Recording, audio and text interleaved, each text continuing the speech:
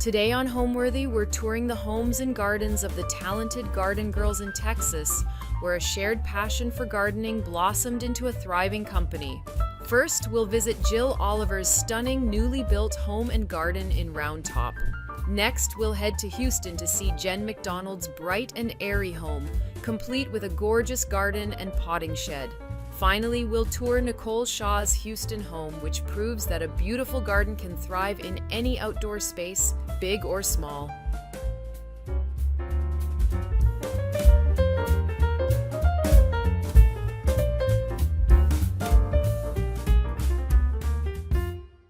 You're watching Homeworthy, where we believe every home has a story. Hi, Homeworthy. Welcome to my home in Round Top, Texas. I'm Jill, and why don't you be my guest?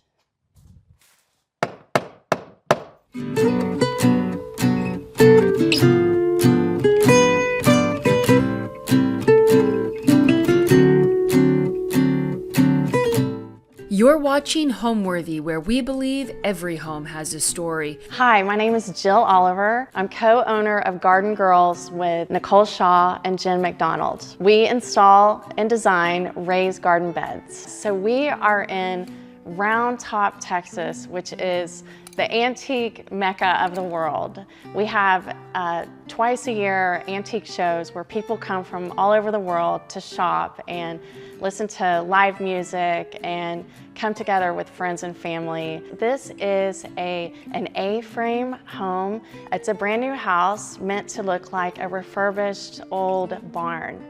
And my house is inspired by the Auberge hotels. We went and visited the Stanley Ranch in California, also the Bowie Hotel in Fort Worth, as well as the Jerome, and we're just blown away with such unique style of gathering old and new, putting them together, and a little bit of traditional and contemporary pieces. So the exterior of the house is dark black, and it was influenced by a Japanese style of darkening wood called Sho Sugi, which means burned cedar wood.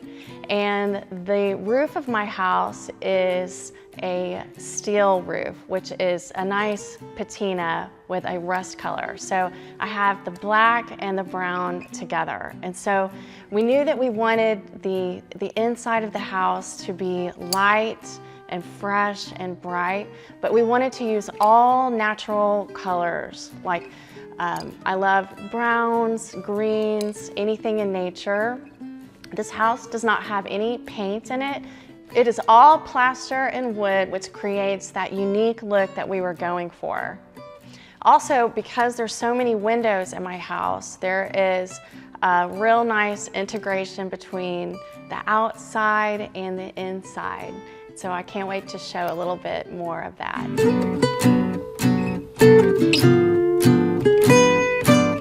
One of the first things that you'll notice about the great room, which is the heart of our house, is the structural timber frame. These frames are 28 feet tall, and they're big X's that are holding the house together all throughout the A-frame of this house. And so you might notice that it looks kind of like a barn, and it has that feel to it. And we had the timber uplit, and so that you could really have a dramatic feel to it. And I love the way that it turned out. And we used that same material, the Douglas fir, to do our bookcases. So come with me and I'll show you those. So we have two bookcases on either side of our television. This is my side, and all of these books are about gardening. And so I can just grab a book, sit at my sectional, and read books. And the other side of the fireplace is my husband's side, and he collects old Porsches, old and new, and has these magazines that he looks at that have old Porsches in them.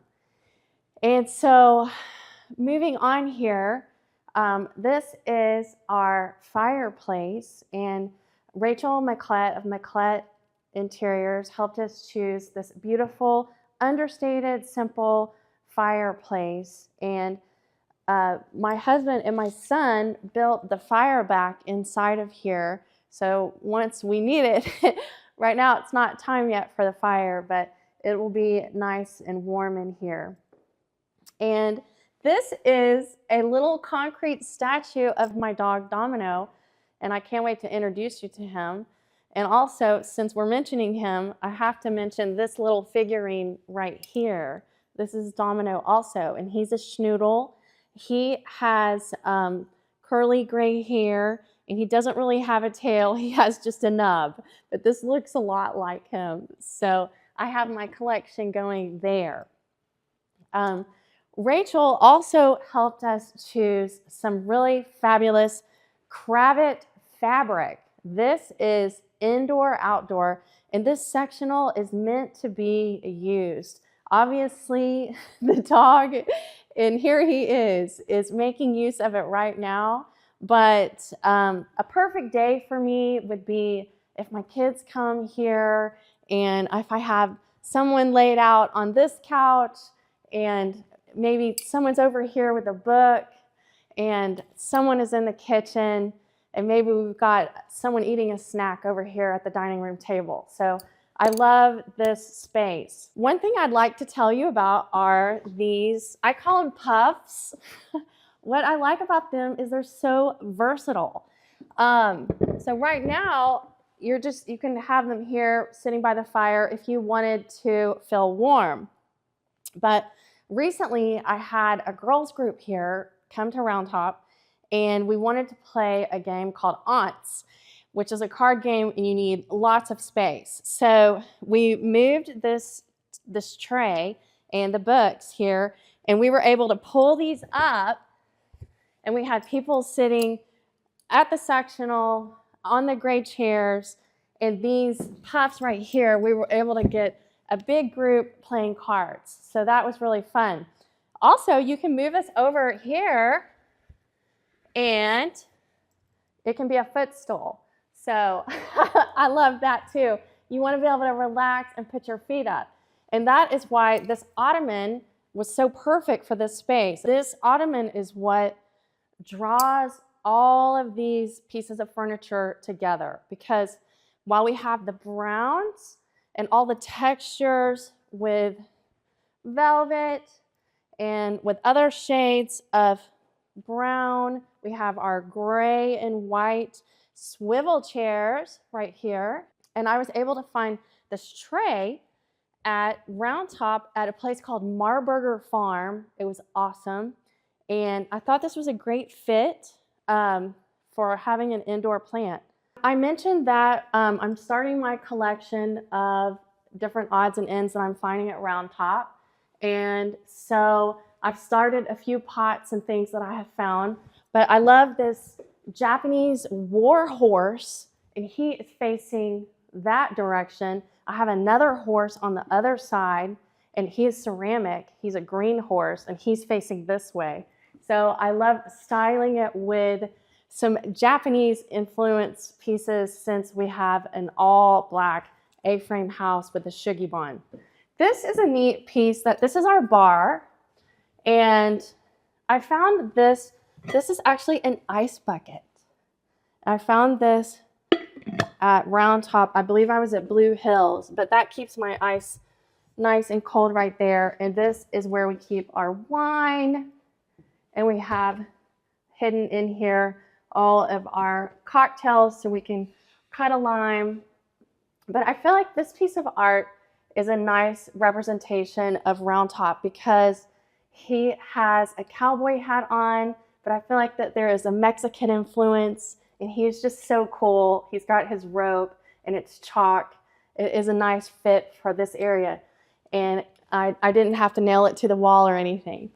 I don't have a lot of bright colors in this house. We have more natural colors, but this is a piece that is special to me. I went to college with Krista Payton, and she has designed this beautiful, colorful piece. And I just thought that it did fit well with this wall and the all white frame right here, and it just makes me so happy. These two lamps are from Airy, and they're wood. And we also have this wood console table that we got at Access in Round Top. And here we have a black and white bone box that I placed right here that I thought looked terrific with a little bit of black and brown mixed up. The Garden Girls, we met each other in around 2019, and we each are gardeners. And after designing and installing hundreds of beds, we decided in January of 2022 to come together and start the Garden Girls in Houston, Texas. And our love and passion is raised bed gardens, where we focus on herbs, vegetables, and cut flowers. But we found that our clients, after they installed a raised bed, they wanted a little bit more. And so we would often add on a pollinator garden so that they could say that they have a butterfly garden. And then with that, it moved to, believe it or not, complete landscape transformations with a few new shrubs and possibly new trees. And so that is how it all came together. We are women-owned and operated. We are all mothers, and this is like life 2.0 for us. We all had very different backgrounds, and we came together with our love and passion for gardening, and we want to share it with the world.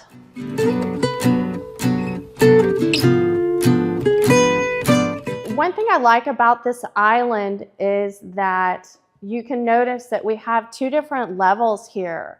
My quartzite island, the top part where my sink is up top, but we, for comfort, wanted to have a table height chair so that I could, you know, be a short order cook, grab some vegetables or whatever it is that I'm cooking, probably, who knows what it is. In the morning, maybe some eggs, and that my kids could sit down and have a little bit of breakfast right here. I also love this island because of these beautiful alabaster lamps that Rachel McClett found for us. And these are, when they're all lit up at nighttime, it's just glowing, and there's so much texture in these. But they go so nicely with this quartzite stone top. And here is my backsplash, where it's two pieces of stone that came together to make this beautiful gray piece right here. And then there's a brown piece right here.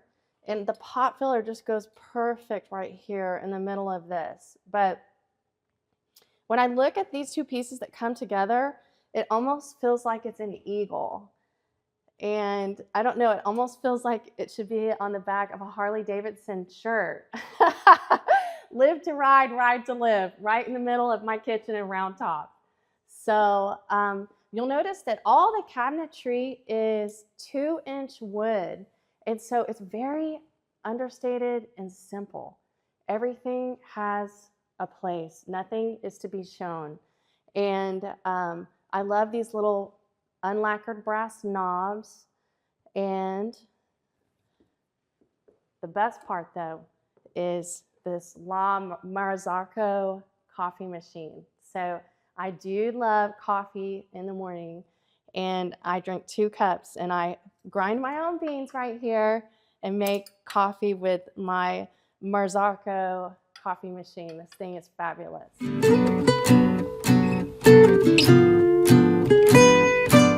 And here we are in my dining room. And what I love about this room is the light, because I have windows on all 3 sides. And one window, this one in particular, is fabulous because it's a special feature. I can actually open it up. And so this is a seamless integration of the outdoor spaces and the indoor spaces. This table is made of plaster, and it's gray, and I thought this was a really nice large table that fit the space. It actually can seat 10 people, but it's only got 8 because I only had 8 chairs. So I love bringing nature in. And so while I love fresh cut flowers, if they're from my garden, or store-bought obviously is fine, but this right here is a little bit of rosemary, and it smells so good. And it is one way to enjoy herbs is with all of your senses.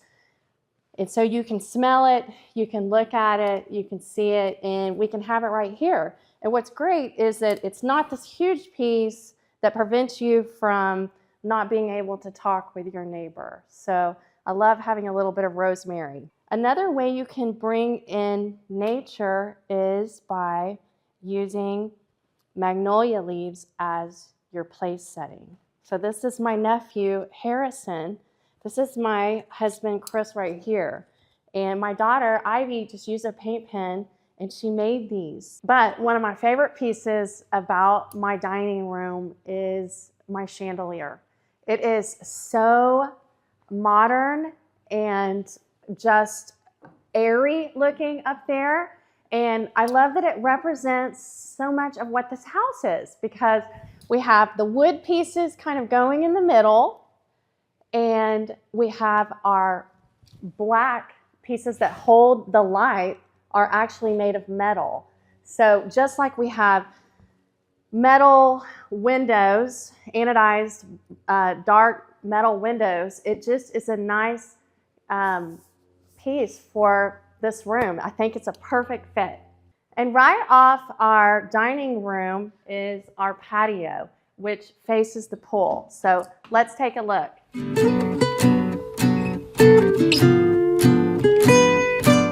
So because this property it's an A-frame structure, we knew that this patio could not be very wide.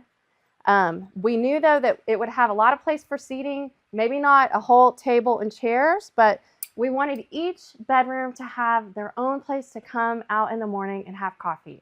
Here we have a nice view of our swimming pool and steps right out. And so we're trying to do the hot tub, cold plunge thing. So at night we can get into the hot tub and then all jump on the cold side and feel refreshed and hopefully sleep good.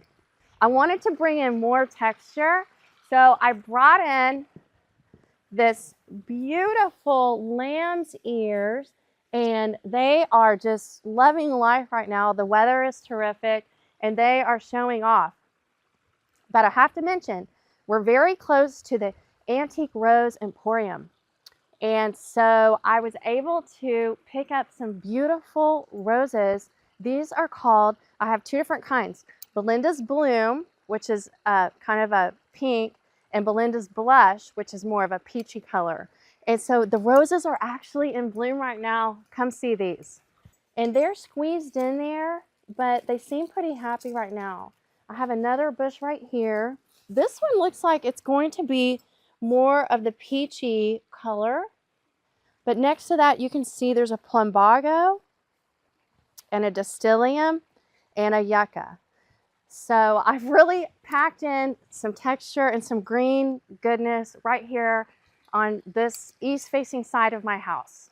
Now tonight, if it's cool enough, I'm gonna light this fire. This is a smokeless fire pit, very cool. But these polywood chairs, they can take the Texas heat, and they've done terrific. We did do a gravel base right here. This is the Astris gravel, and I added a little bit of mondo grass in here just to add some different texture. So I personally was inspired to garden because of my family. My parents live in Brenham, and Mom and Dad are pecan tree farmers. And even as a very young child, we would have always a garden in our backyard. And it would be an in-ground garden, not a raised bed garden. But I remember even as a young toddler, Mom and Dad would say, "It's time to go pick strawberries and peaches." And this was something that I had to do as a chore. And now, I mean, I can only imagine if Mom and Dad said, "Let's go pick peaches together," it would like be the best day of my life. My dad is also a beekeeper. So I'm a fourth generation beekeeper because he's teaching me the skill of beekeeping. So that's been really terrific too. And I have bees on the property and I can't wait to show those to you. I love reading books about gardening and cooking and using all of my herbs with cookbooks and things that call for fresh ingredients. We have all of this storage on the side here. This is all 2-inch wood on the doors and on the cabinets down here. And so it just has like a seamless interface of restrooms. You're not really sure where the room starts if all of the doors are shut. And so it's such a perfect little hallway here.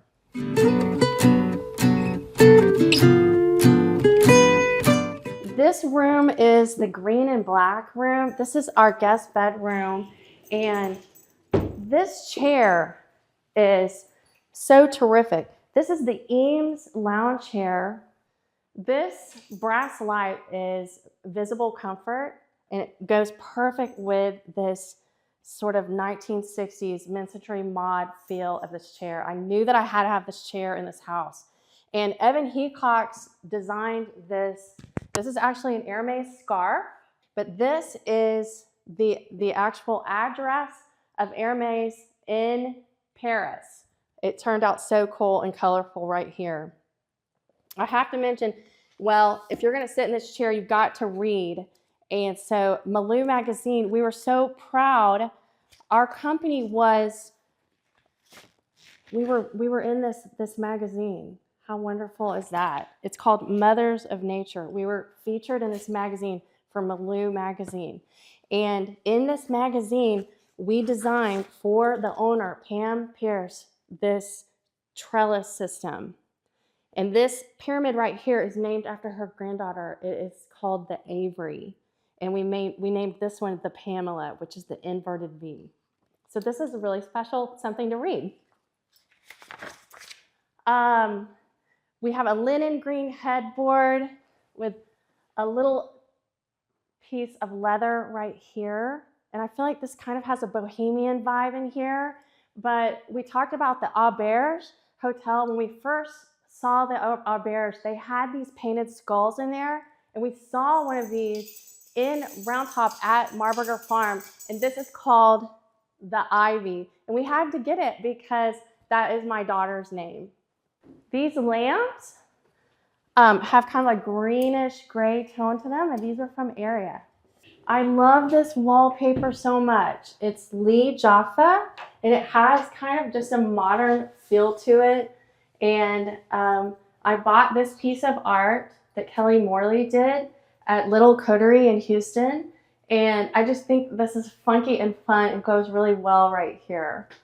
Gardening is important to me for several reasons. I have to admit, I love the beauty of gardening. And when I look out the window and I see the flowers and the butterflies, it just doesn't get old. I never get tired of seeing beautiful gardens. But also, I love the production. I love to be able to go outside and look inside my broccoli plant and see that little crown growing. And I know that this is something that is going to nourish me and nourish my family, and it's something that I can watch grow. Also, it's important to me because I know that the things that I grow are organic. And so I don't use any pesticides in my garden. If I want to treat my garden, then I use completely organic fertilizers. Everyone knows that if you grow something like that fresh tomato, or that head of lettuce that's so crisp, it is going to taste better than anything that you could buy from the store. So I definitely want to encourage everyone to have a homegrown tomato. They're terrific. Right now they're not in season, but there is a lot of other wonderful things. Like the cilantro right now, for example, is gangbusters. It's going terrific, and it will elevate your kitchen game to have that one sprig of fresh cilantro in your fish taco. It just will taste delicious.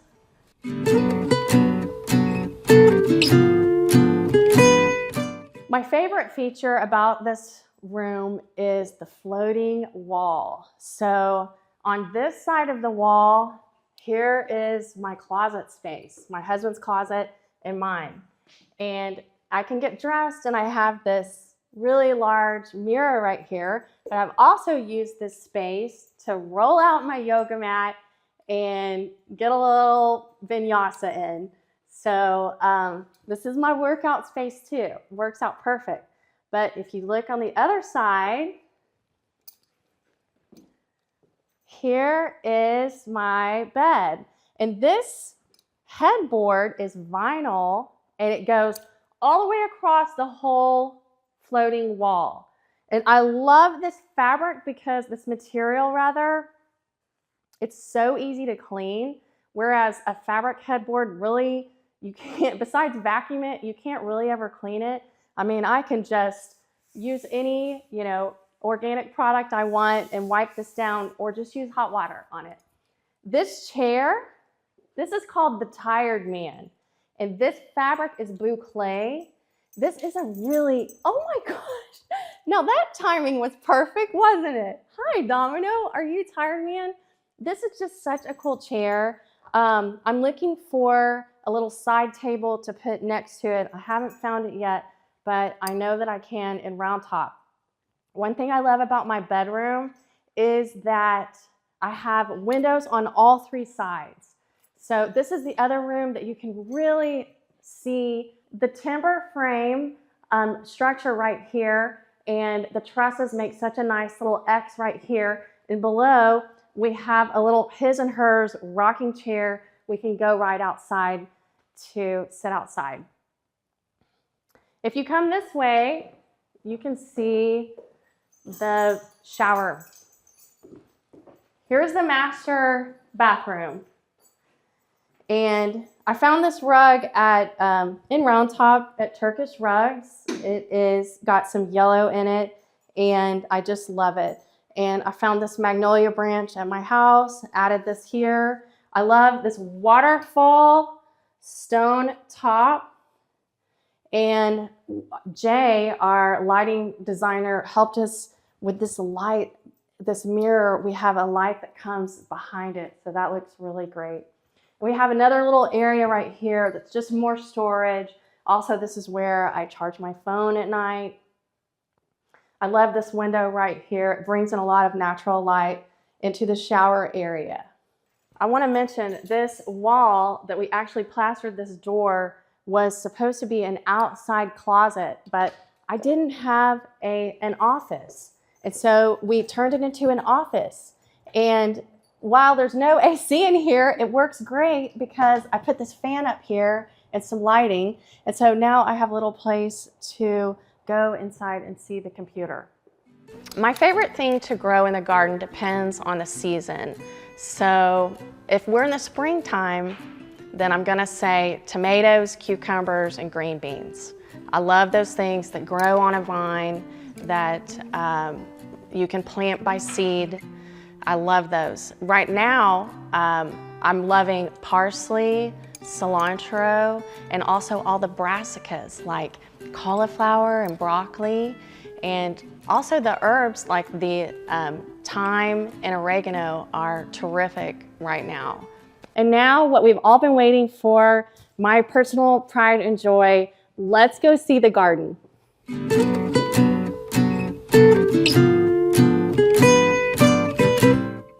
So we designed these looters. These are 4x2 looters to walk out and lead us right to the garden space.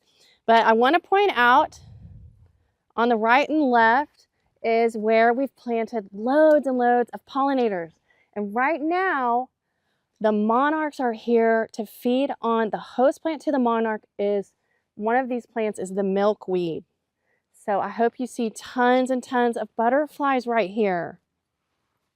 Since this house is a black house with a metal roof, I knew that I wanted to have some contrast. So all of these trees that I picked right here bloom white. These are the fringe trees.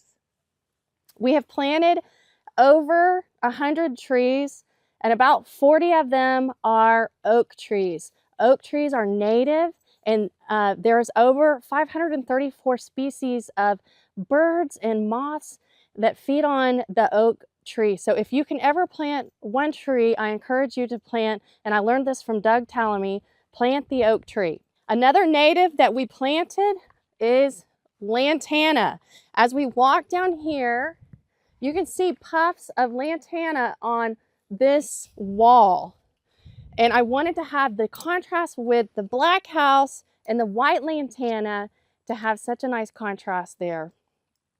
I see so many butterflies. We have our roses, and we have some African blue basil, and it is just full of bees right now. And the Copper Canyon daisy is our yellow flower that's in bloom. This is a Mexican tarragon, and it smells so nice. We have some lemongrass and some calendula leading up to our door, but I have to mention the mascagnia. This is also known as the butterfly vine because look, it's a butterfly. Isn't that terrific? And it blooms yellow, and it's doing wonderful right here. And I love the yellow and the black. So the black fence was very intentional to match the black house. We did a 2-foot wide pollinator garden all the way around. So you can see that our Turk's cap is in bloom. We have some salvia in bloom. And look at this dill. This is, look, we have a wasp feeding on it right now. This dill is the host plant to the swallowtail butterfly. And this has a yellow sort of an umbrella look to it. This is terrific. Let's go inside. So at nighttime, we can turn the light on. You probably can't tell right now because it's so bright, but this cross right here is our party lights. All of our gardens have a gravel base for ease of for irrigation and drainage, and also because it looks so terrific. So I have 10 beds in here, and the symmetry is perfection. I designed it so that this is an 8x3, and these 2 rectangle beds are a mirror image of the 2 rectangle beds on the opposite side of the garden. And we designed all of our trellises, and they're named after our children. And this one has the modern look with the crisscross, where my sugar snap peas are growing right now. Can you see this? And this trellis is called the Charlie, named after my middle son. I love this modern squared off arbor. It looks so terrific with a modern home. This is my brassica bed, and we have loads of broccoli and kale. My favorite there's 2 different kinds of kale right here. This is the curly kale, and this is the dinosaur kale. This one is good for making smoothies. This one is so good you massage it really, really good, and you make a kale salad with grilled chicken and roasted almonds and a little bit of blue cheese with a vinaigrette. This is awesome, awesome stuff. In this bed, you can see that my oregano is going to cascade over once it gets bigger. So we've just started our cool season. We're about to pop into December, our winter season. And so that's why the plants are small right now, and they're going to fill up this space. These giant marigolds are from seed, and this is just such an example of the miracle of seeds. You can put seeds in and flowers grow. And do you know that for a seed to germinate, it has to be planted in soil in complete darkness, and it has to be damp and uncomfortable. And then the miracle happens, and we get flowers or vegetables. And these are cauliflower and collards.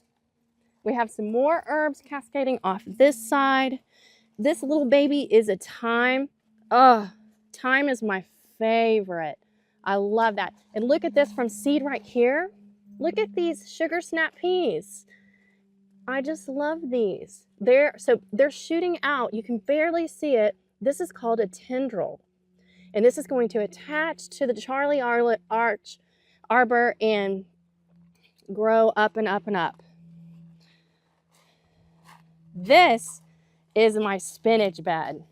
Now, I love eating salads with spinach because the antioxidants are off the charts. It's a superfood that is gangbusters good for you. And I can just pick a piece off and just eat it right now. I won't do it because I got the microphone on and y'all don't want to hear that, but this is a terrific spinach bed. This bed was intentionally left off for flowers. So I've got some foxgloves going and some delphinium, which they're going to be tall. And so this trellis, we call this the flora.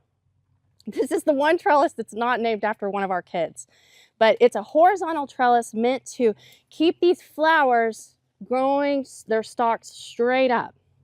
And I love this trellis. This is called Tithonia, which is a Mexican sunflower. And we've had a little bit of cold nights, and so it's not doing its best, but this one looks beautiful. They get so tall, and this is from seed. So we have Tithonia here, and we're gonna have some marigolds over there. Okay, I have to mention, I don't know if you can read this, nasturtium. This is an edible flower with a round leaf that you can put in your salads, and it doesn't have any flowers right now, but it will. The flowers and the leaves are edible. Just terrific. This is my favorite, this herb bed because it shows so many of the herbs. We have across from each other the rosemary, and then here's a bigger thyme. This is a lemon thyme. I wish y'all could smell it. And here's the oregano that we talked about. But I did do something fun on this one. I planted the foxglove right in the middle, and so that it could grow super tall, and the spinach could be all around it. All of my beds are 2 feet tall, and it was designed, these 3x3 boxes parallel this side.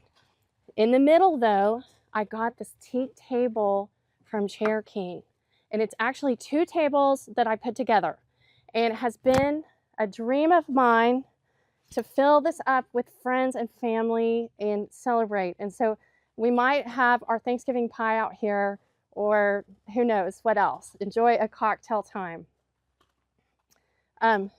This side of the garden is very similar, obviously, to the other side. There's a few things I want to point out from seed over here.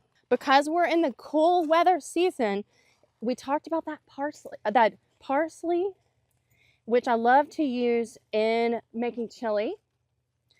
And here's the cilantro we talked about. But I also love onions, love them. Shallots or regular onions, and I also love garlic. But when I was a young toddler kid playing at my grandparents' house, they had an in-ground garden. I still to this day, every time I smell onions, I think about my grandfather's garden. So I love that memory. We've got some cabbage going on here. And we have some radishes. Okay, here they are. These are radishes that are coming up, and these are from seed. And what is really special about these, now this is, the first leaves are round, and so we haven't seen their true leaves yet. They're gonna come second. But of all the food that I can grow, radish is one of the quicker foods. So I can harvest this in just 30 days and have radishes for my salads. So I love that, and I love that I can grow lettuce and arugula quite quickly also. So whereas carrots might take 100 days, onions take 100 days, garlic takes like 200 days. But there is some slower food. Try growing radish and you can harvest it quickly. My best gardening tip would be to plant by season. But there are a few important key concepts before you get to planting. You need to have a sunny spot. So if you want to grow tomatoes, you need 6 to 8 hours of full sun. The second most important thing would be using really high quality organic soil. So you want to choose soil that's maybe locally curated, that is sandy loam, that works in your zone. I live in Houston, so that's zone 9, and this is zone 8 in Round Top. Another thing that you need is quality materials. So if you're going to build a raised garden, using good cedar wood or steel would be what I would choose to have success in the garden. Also, you need to use irrigation. The watering is a really, really important part of having a garden. I like drip irrigation because the water just drips right onto the roots of the plant, and it just allows that plant to grow and not have all of that water on its leaves. The other important factor about having success in the garden would be to trellis. And so you have to have some vertical elements for those, like right now I'm doing sugar snap peas, and that is from seed, and it needs a place to grow up. And so you have to have a place for those sugar snap peas to thrive. Before I show you my lettuce bed, I want to point out my greenhouse and my she shed. So I designed this space. So I wanted something that I could use to hold my plants and to where I could do the start seeds. And so that's the first part of it. So come check it out.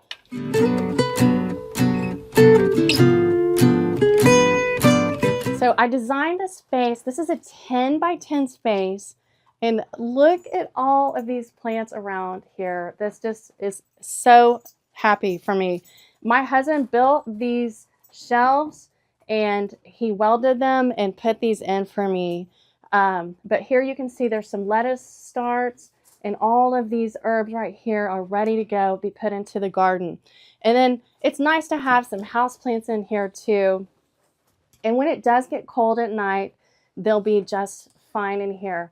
I do like these lights. They have a brass look on the bottom, and I just thought that they were a nice complement to this space. I can't believe I'm showing you this, but here's the she shed. I actually am so excited about this. If you can come inside, okay. This space is 10 by 12, and my favorite part about this space is the pegboard wall. So I can put all of my shovels. These are my favorite pruners. This is by a brand called Corona. And then if I need to sweep something off, I love having all of these are my plant tags so I can see what I'm growing. And have a place for all my tools. This is where I keep my gloves. And then this is a great way, so I do love to hoard seeds. I collect gardening books, seeds, and shoes. How about that? And maybe lipstick also. But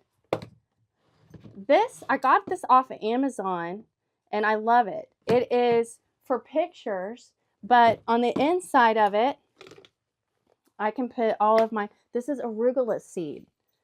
And so I can just get my arugula seed. And what I was going to do is get my dibber. We're selling these now. This says Garden Girls on it. And I was going to do a little demonstration and show you how we plant some arugula or some lettuce seed. So let's go take a look at that. Okay, I intentionally left this space blank so that I could show you guys how fun and easy it is to grow lettuce. So you can see this drip irrigation. So we talked about having the seed be damp. And so what I'm going to do is just mark my space and look at how perfectly it lines up. So I'm going to so this is called Salad Bowl Mix. This is a company called M.I. Gardener. I do love all kinds of seeds. I tend to get most of my seeds from Baker Creek, and I also love Southern Exposure. I buy seeds from everywhere. This is the salad bowl mix. So I'm just going to show y'all how easy this is So you can see these holes right here where I've used my dibber. I'm gonna put one seed in each hole.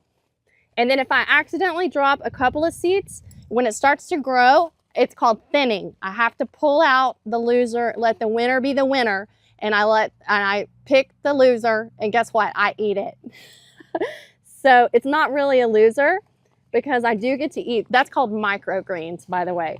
So here I am. And then once I'm done putting this seed in, I'm going to cover it up and just tap, tap, tap. And that is it. That is the miracle of growing from seed. And I hope that you're inspired to have a salad garden of your own. What home means to me is a place to gather. It's a place for friends and family to come and celebrate all of the good things happening in life. And it is also a place to come together and support each other because life has its ups and downs. And so we need to be there for each other. So no matter if it is in the garden or around the dining room table or just relaxing on the sectional and catching a football game together or shopping around top, it is a place of gathering.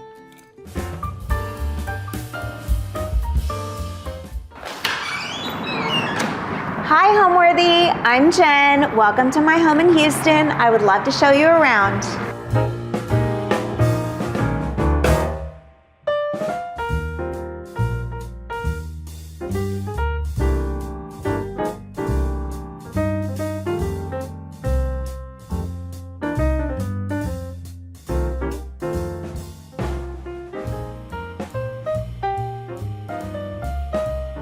You're watching Homeworthy, where we believe every home has a story.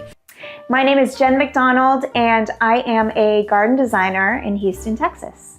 So we are in Houston, Texas in the Memorial neighborhood, and welcome to my home. I feel like it is very heavily influenced by Nancy Meyers. So we have lived here for 5 years. We moved in right before COVID and we were not looking for a house when we found it. However, we had driven by the backyard on the way to school so many times that I always wondered who lived here.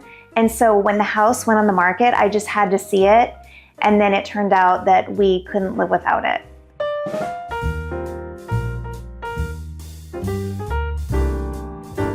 This is obviously our first impression of our home. And when we moved in, it felt a little more Beauty and the Beast, maybe more Beast than Beauty. It had a really big, heavy chandelier, and it had heavy, heavy, dark, like laminate flooring. And so I had a vision right away of what I wanted this space to be. It just took a little bit of time to make it happen. So right away you'll see the black and white checkered floor, which I absolutely love. And I did it right before Christmas because we always have a big grand Christmas tree here, and I really wanted it to look kind of like London. The clock is actually from Round Top, and I first fell in love with this type of clock in the movie You've Got Mail, which was another Nancy Meyers movie that I loved. So I saved up all my pennies, and this was one of the first pieces that I purchased for our home. Another thing that I love about the entryway is this piece of art. This is from my favorite artist. This is Kenton Nelson. And funny story is I saw this piece actually and one other piece in the movie Something's Gotta Give with Diane Keaton. If you'll remember that movie, Jack Nicholson takes a look at one of her paintings by Kenton Nelson and says, "Wow, nice painting." And the second I saw his artwork, I immediately fast forwarded to the end of the credits to find out who this artist was. I just love that it's like vintage Americana, and I've always loved vintage Americana. So when I found out who the artist was, I did a deep dive and then discovered that he actually had a studio down the street from my in-laws in California. So I corresponded with him, and over the years we've actually become family friends, which is really cool. You don't get to say that a lot about artists that you really admire. So you'll see a lot of his pieces in my home. The other thing that I love about this entryway is we kind of infuse a little bit of whimsy into it. So you'll see that we have this hand chair, which is kind of unexpected. Sometimes it collects, you know, dog leashes or stray Cheetos bags, but that's just life and that's kind of fun. And then these two mirrors, I love. We received these, we actually got these. The last house that we lived in was owned by an interior designer out of Virginia. And when she was moving out of the house, I asked her if I could buy them. And so they've stayed with us from our last house to this house. So this is the entryway. This is where it all starts. So the Garden Girls really started out of a love for gardening between my co-founders and myself, so Jill, Nicole, and myself. We create luxurious turnkey kitchen gardens and landscapes, really, for people who have never gardened before, or maybe people who have tried in the past but have failed. And we were you. So we have all failed. We've all made mistakes, but living in Houston, we perfected the 4 seasons of gardening, and now we just want to share it with everybody. So we create beautiful gardens for people. Okay, so come with me into the piano room, which is also pretty special.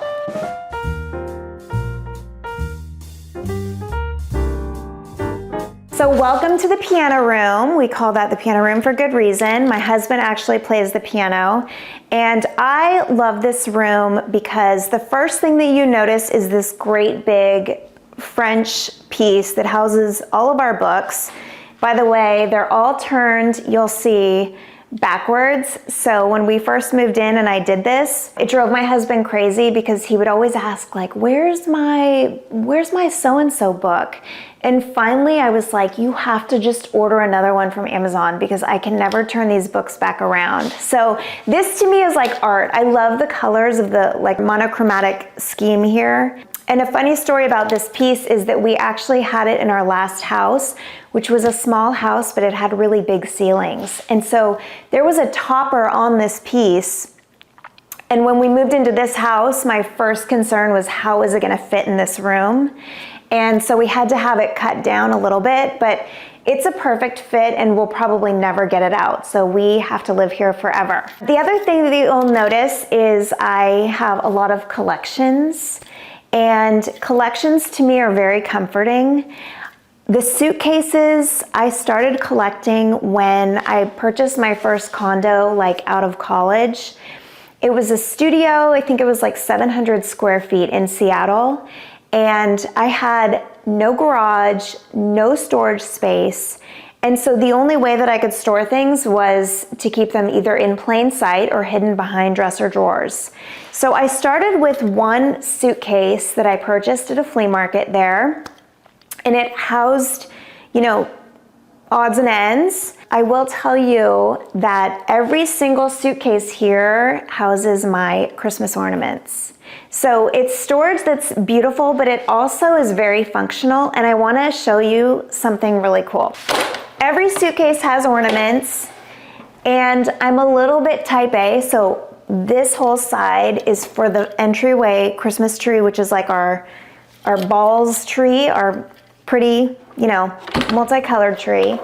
And then we also have a tree in our family room, which is kind of more the sentimental ornaments.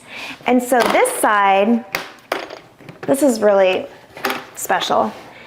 These are all the ornaments that my kids have made and that we've made together. I mean, they're all kind of funky ornaments. But the coolest thing, this is another story, is that I have this Christmas ornament that's a needlepoint, and guess who made it? Barbara Bush. And there's a big story behind this ornament because when I was a little girl, I didn't have grandparents that were alive, and I used to wish that Barbara Bush was my grandmother. So I would write to Barbara Bush and she would never write back, but I don't know why I wanted her to be my grandmother, but I always did. And so when we moved to Houston, we lived in the same neighborhood as the Bush family. And we would often see Barbara walking around the park with her Secret Service guards, And whenever we would see them, we would immediately pull over and go walk around the park.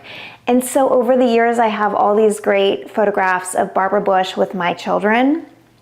And I chaired a gala for their preschool one year, and up for auction was this needlepoint sad clown, which also is kind of weird. I don't know why it's so sad. But she used to belong to the same church where my children went to preschool. And so she would needlepoint with the women, and up for auction every year would be one of her ornaments. Well, it took about 5 or 6 years for me to actually win this, because it inevitably happened that I would be bidding against a friend or somebody else and I would never win it. So finally, I got the Barbara Bush needlepoint Christmas ornament, and so our lives have come full circle, I think. But this is just where I house all of our special Christmas ornaments. I love suitcases. I think they're really pretty. The texture's really cool. They've all come from different flea markets, Salvation Army, Goodwill. I think 2 are from Paris, but they all have a story, and that's what I love. The other thing that I love, this is a painting from my great-grandfather. His name was Nikolai Pershing, and he lived in Russia. So you'll see this flower painting here, and then on the other wall, you'll see a painting that he did of some of the Russian Orthodox churches. And that was really special because these are the only 2 things that I have from him. This painting actually I got at the Paris flea market, and I just fell in love with this family. I just think the detail is so cool. And also I love that the frame is like really old and chippy and kind of falling apart. And so this is kind of like a fun display area too for art. We hang Christmas stockings, we do all kinds of things, so it changes throughout the year. Here you'll also see another collection. So I have these baseballs, and I found these, I think, at a Goodwill in Seattle or maybe San Francisco. And I love these because when my husband was growing up, he and his 5 brothers and his parents would do baseball trips every summer. They kind of just reminded me of like this nostalgic feeling of good old American baseball and summertime, and they reminded me of him, so I picked those up. One other story about this room, the couch is pink, and my husband is colorblind. So when I purchased this, I think this is from Interior Define. I told him it was blush because he doesn't know what that means. And so it's been a couple of years, and he always comes in this room and he's never once said to me, why do we have a pink couch?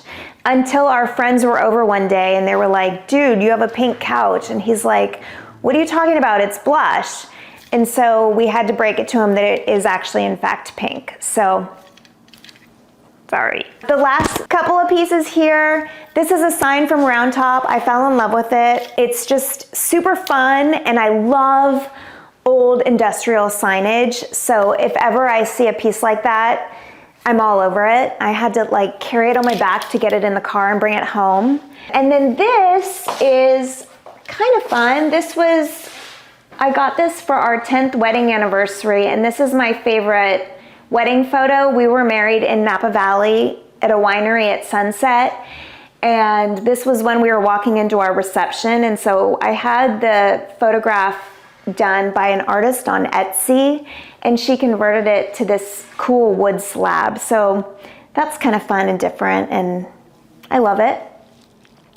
I have a little collection of here of just little Mary, and my kids used to play with their crowns, and I think those have all come from different flea markets. I think a few are from Round Top. You can tell that I love collections. There's something so calming to me about repetition. And so even the tennis rackets that are on the wall, those have been a really fun piece, because if you have a great big wall that's very wide, I often feel like that's kind of tricky to decorate, and I don't want something that feels super long. So I like that the tennis rackets break the space up. And we have a tennis court in the backyard, and so it's kind of a nod to, like, again, vintage Americana and, I don't know, the good old days, I guess. So that's my piano room. My decor style is really layered, and I know that's kind of a blanket term, but it's really the story of our lives, and it's collections, it's things that have been curated over the years and through our travels. And so I think my decor style is like Nancy Meyers, a little bit of Martin Bullard Lawrence, and then a lot of me. So it's all kinds of different styles, but there's an under element of like fun and quirkiness. So now let's go see the dining room.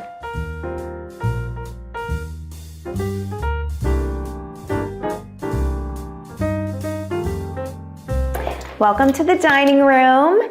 So this is really my more is more room, and obviously you can feel that in here.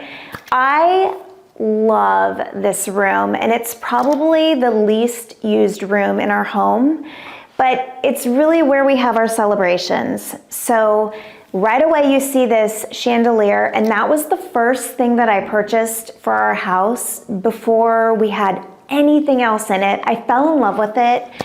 I don't even remember where it's from, which is funny because the table is also new, and I love old things so much more than new things that I can tell you every single story about a piece that I picked up at Goodwill or Facebook Marketplace or Craigslist or a flea market, but I can't tell you where I got this table.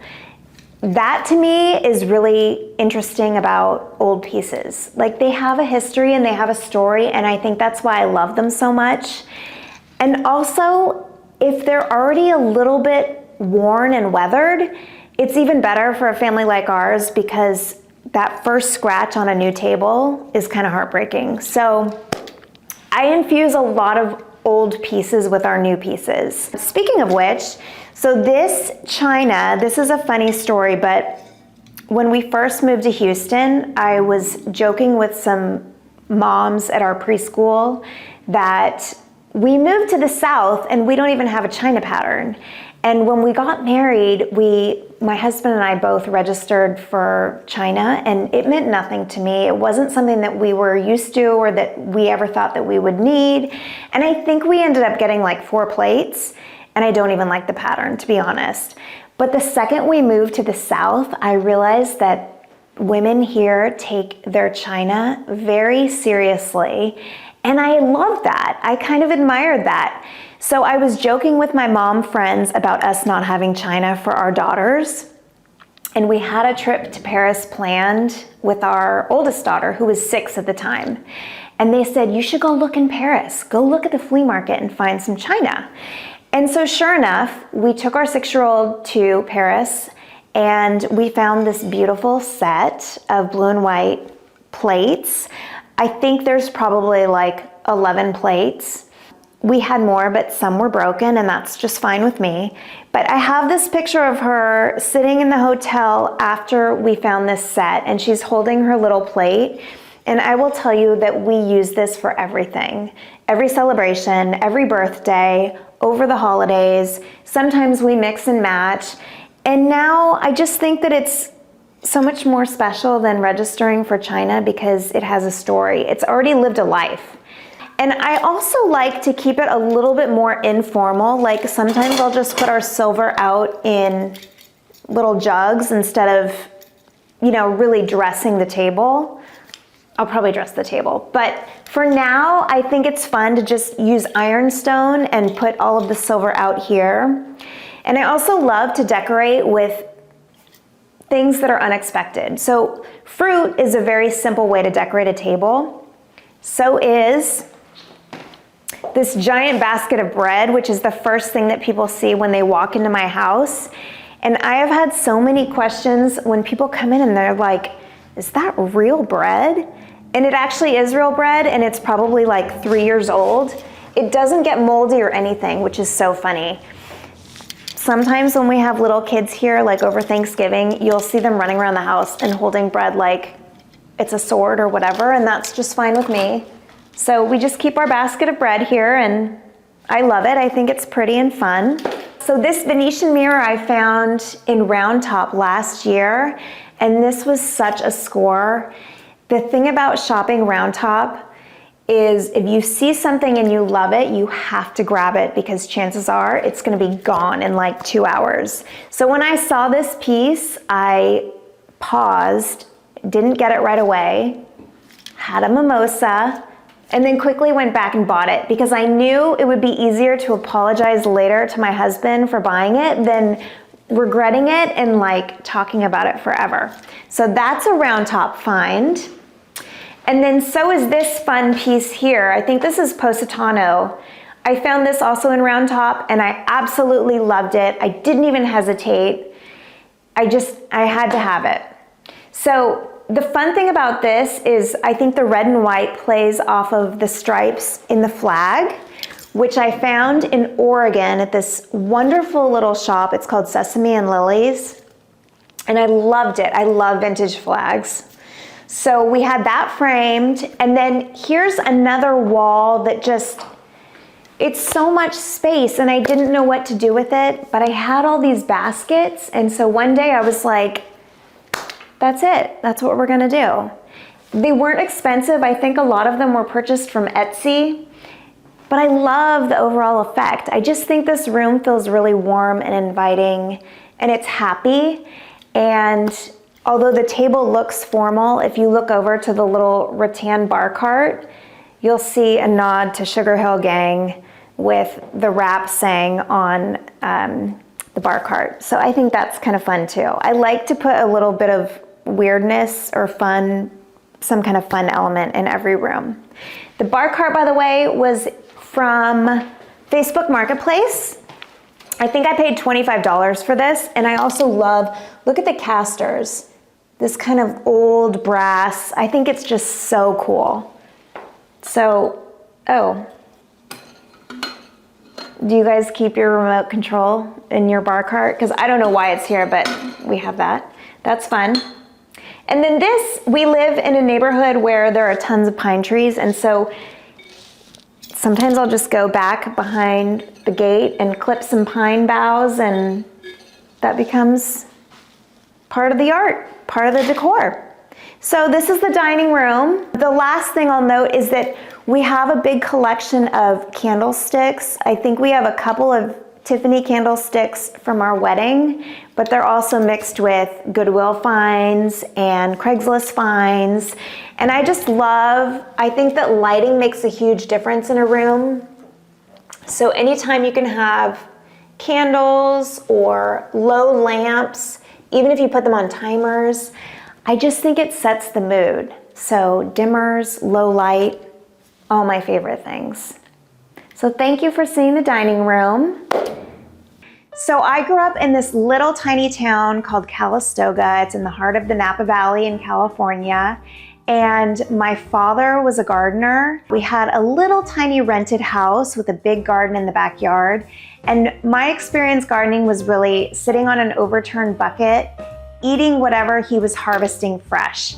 So that meant a lot of summers with green beans, and I remember snap peas and fresh corn, and that was the extent of my gardening. But when I grew up and we moved to Houston 15 years ago, I saw a movie called It's Complicated with Meryl Streep and Alec Baldwin, and Nancy Meyers was the set director. And there was this beautiful garden in Santa Barbara, and when I saw it in the movie, I immediately stopped everything and was like, I want that. And my husband kind of laughed because he said, well, you've never gardened before. And I said, well, I want to try. I want to learn. And that movie and that magical garden inspired me to learn how to garden. And I initially did it for the look, but after doing it for 4 seasons in Houston, gardening really became part of my life, and it gave me back so much more than I ever intended.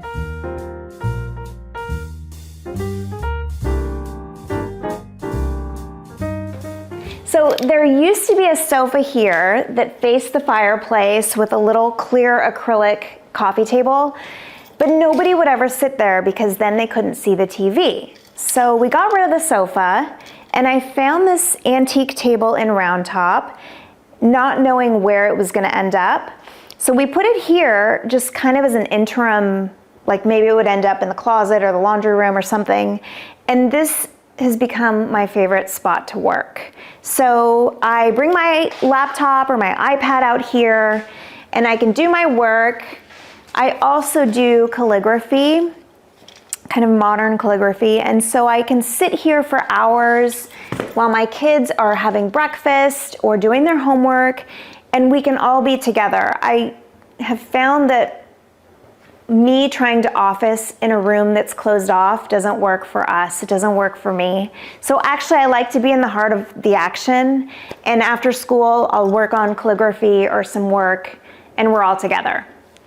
This little table is another fun story. I found this at an estate sale for 40 bucks. I'm so proud of it. The legs are super cute. It has all this bamboo, detail. I added these little IKEA cushions. It has some imperfections. It probably needs to be fixed up a little bit, but that's kind of why I love it. I love that it's secondhand. It's already lived its life. It has a story to tell, and now it's getting like a second story. It's kind of like Garden Girls, honestly. It's like Life 2.0 for the table. So we just use this for games. We use this for reading. Actually, I can sit here and sew, do some embroidery because it's nice and light. And I want to show you, look at my sneak peek out this window.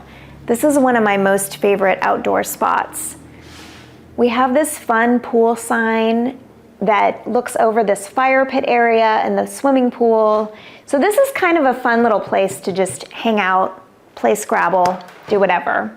Over here by the fireplace, this is a giant, I think this is TJ Harris, and this is kind of my jam because it's still that vintage Americana swimwear vibe, and I love that it's the first thing that I see in the mornings. It makes me so happy. I do also collect quilts. So throughout our house, we have tons and tons of quilts. Red and white are my favorite. And now that we're getting more into fall and winter, I can really start bringing them out and layering them on the couch, on all the beds. I feel like there's this sentimental story with things that were used before, and quilts especially, somebody took the time to make it. So when I see them, I feel sorry for them and I want to buy all of them, but I try to stick to my red and white pattern. I think they're really pretty. So that is the living room.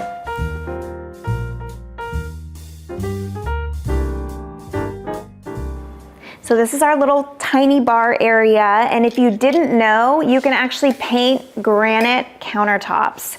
This countertop was never replaced when we redid our kitchen, and I'm fine with that. I just keep slopping over some high gloss oil paint, and it's holding up pretty well. So this is our little bar area. We have a bunch of collections in here too. You'll see the white dinnerware, and I just love looking at white dishes. So even though we don't have barware in here, this just makes me happier, and so that's what I get to look at. We have this family thing that we do. We're trying to hit all of the states. We go on nerd trips, and so we just hit Illinois and Indiana, and we're gonna hit Arizona and Nevada over Christmas. And so I think it's kind of fun that we keep this tally on states. Other things that I love to collect, I keep hotel keys. I'm not sure why, but I think that's fun to just have those memories back of different cities. And then wooden clothespins I think are really pretty. We've got our little record player here, so that's usually got some Taylor Swift going. And then look at this cute dog bed. This is from Etsy. I found this. So our dogs like to camp out in the bar. Who wouldn't? And that's our bar.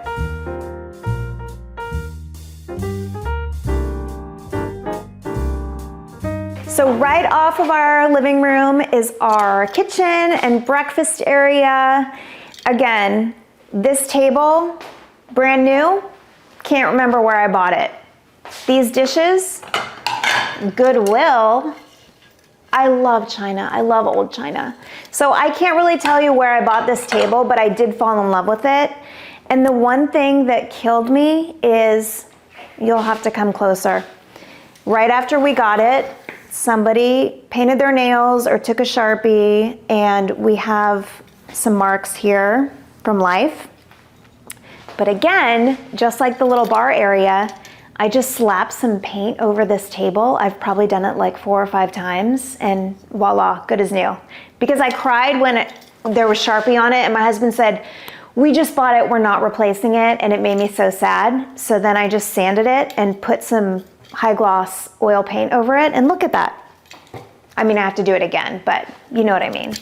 So these are also our show croissants, not to be confused with real eating croissants, which my kids laugh at me because you know I love Nancy Meyers so much, and she always has fresh bread or croissants out like in all of her kitchen scenes.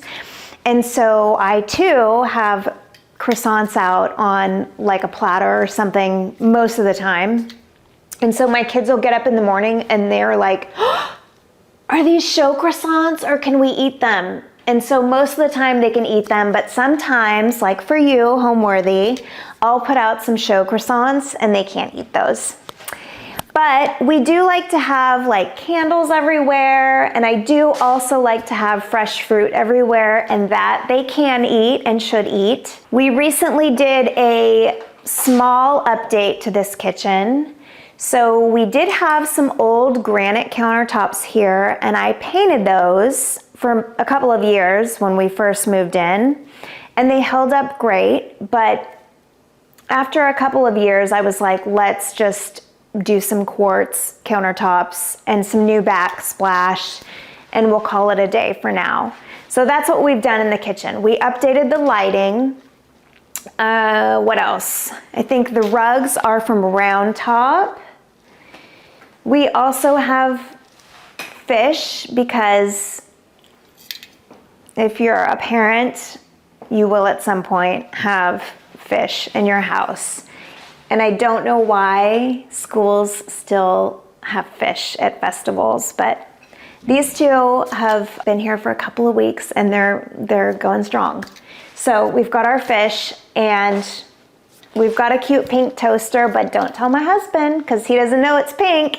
But this is the kitchen. This is where the rest of our lives go down. And you'll see, I love cookbooks, but I don't love to cook, but I'm trying to become better. Having a garden is very helpful because even if you don't love to cook, it's really fun to add garnishes with your herbs, and herbs also make everything taste better. So I do love to have my garden because it helps me become a better cook. This light fixture is actually like twisted grapevines, and that's kind of a nod to growing up in Napa Valley. I love the look. I think it's really cool, and I love the exposed Edison light. It's also incandescent, which is very hard to find. I shudder at LED lighting, so when I can have a nice, warm, real, true incandescent bulb, it makes me so happy. Up above, you'll see I have a collection of ironstone, which is another thing that I've collected for many, many years. And ironstone is such an investment, but I feel like you can use it everywhere, and it's so durable and it's beautiful. And then here you'll see when we saw this house initially, I fell in love with this china cabinet because, well, I think the last owners had like beer steins in it, but I saw it as a place where I could keep all of my china, which you know, I started collecting late, but I really love it now. So there's all kinds of china in here, and then all of these drawers are great because I can keep all of our napkins and place settings here. By the way, I'm also obsessed with linen napkins, so I really do not like to use paper napkins for anything. If I can have linen napkins every single day, I feel like that's such a small luxury. And the other thing I love is mismatched napkin rings. I think they're so special and just beautiful and sentimental. So that's the china cabinet. And in this little room, oh, look at this. This is my other favorite thing. Every single house we've ever lived in has had a chalkboard wall, and this is like our command center. So when my family says, well, you didn't tell me about this or this, I say, look at the wall, it's on the wall. And it holds everybody accountable. Sometimes I even put down what I'm gonna cook for the week, and that holds me accountable. But it's just, it really is truly our life. Like, we need this kind of organization. So it's not every day that you get to see my month in advance, but here it is. This is us. This little room used to be a laundry room, but I do not like to see clothes washing next to my breakfast table. I just think that's so gross. So this has now become like a mudroom, kind of multi-purpose. It's just got a dinky little IKEA desk for now, but that's working for us. And it just kind of holds all the stuff. So I like that I can just shut these doors. I don't have to look at anything. It's just nice and clean and contained. So that's my little utility room. I think connecting with nature in any sort of capacity is important, but specifically gardening feels very meditative to me, and it got me through times of grief. It's gotten me through, you know, whenever I feel anxious, or especially during COVID, even when my kids were feeling really anxious, the garden was always a place where we felt comfortable and at peace and quiet. And so it can mean a lot of different things to different people. It's the one place where in the morning I like to start my day because it feels like a good, beautiful, happy way to start. But even at the end of the day, if I'm exhausted and I come home from working in other people's gardens, the first place that I want to be is digging in my own garden. There's something so therapeutic about it that I really can't describe. It's almost like my church. It feels amazing. Okay, so if you're ready, now we're gonna go outside and see my most favorite room, which is our outdoor garden room. So come with me. I can't wait to show you.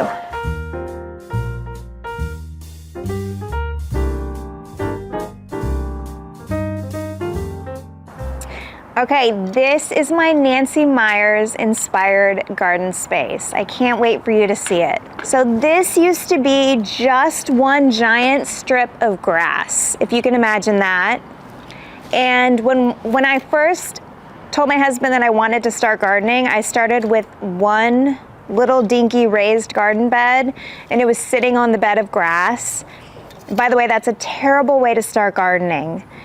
But I got comfortable with it, and then we added a couple of more beds, and then I got to 5 beds, and we started to have competitions on who could grow like the best tomato, and we all as a family kind of got really hooked on it. And then COVID happened, and I really found that being outside became my classroom. So while my kids were at home studying in different rooms, doing their homeschool, I was outside gardening every day, learning about what to grow in Houston. And it was that time that I realized I needed to have like a gravel base. I needed to have proper drainage. I needed to have better soil, better beds.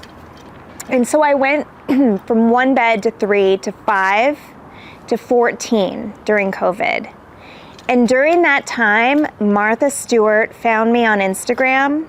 Okay, not Martha Stewart, but her crew found me on Instagram, and they wanted to film my gardens for a new show that was coming out during COVID. And so my job was to impress Martha. And it was a show called Getting Down and Dirty with Martha, and there were 8 episodes. And my episode was the very last to air. It was the vegetable gardening, Impress Martha. And I was so nervous that the day before I told my family and friends, like, we're not gonna have a watch party. I'm way too scared. I don't know how it's gonna be edited. And so the morning that it aired on Discovery Plus, my husband and my kids and I all gathered on the sofa, and he grabbed my hand and he said, whatever happens, it's gonna be okay. And I think even he thought that Martha was gonna be pretty harsh. And we watched the episode together, and I was literally holding my breath as I described my garden and how I grow vegetables and how I have proper drainage. And she said, she reminds me of me a long, long time ago, and I am very impressed. And I literally cried because I felt so relieved and happy and grateful, but also proud. I felt proud of what I've grown and how gardening has really changed my life and my family's life. So this is my garden, and I would love for you to come inside and take a look at everything that I'm growing right now. That the interesting thing about gardening is that it changes not just season to season, but it actually changes day by day. So last week I had these big, tall, incredible, dark red sunflowers growing on this side and on this side.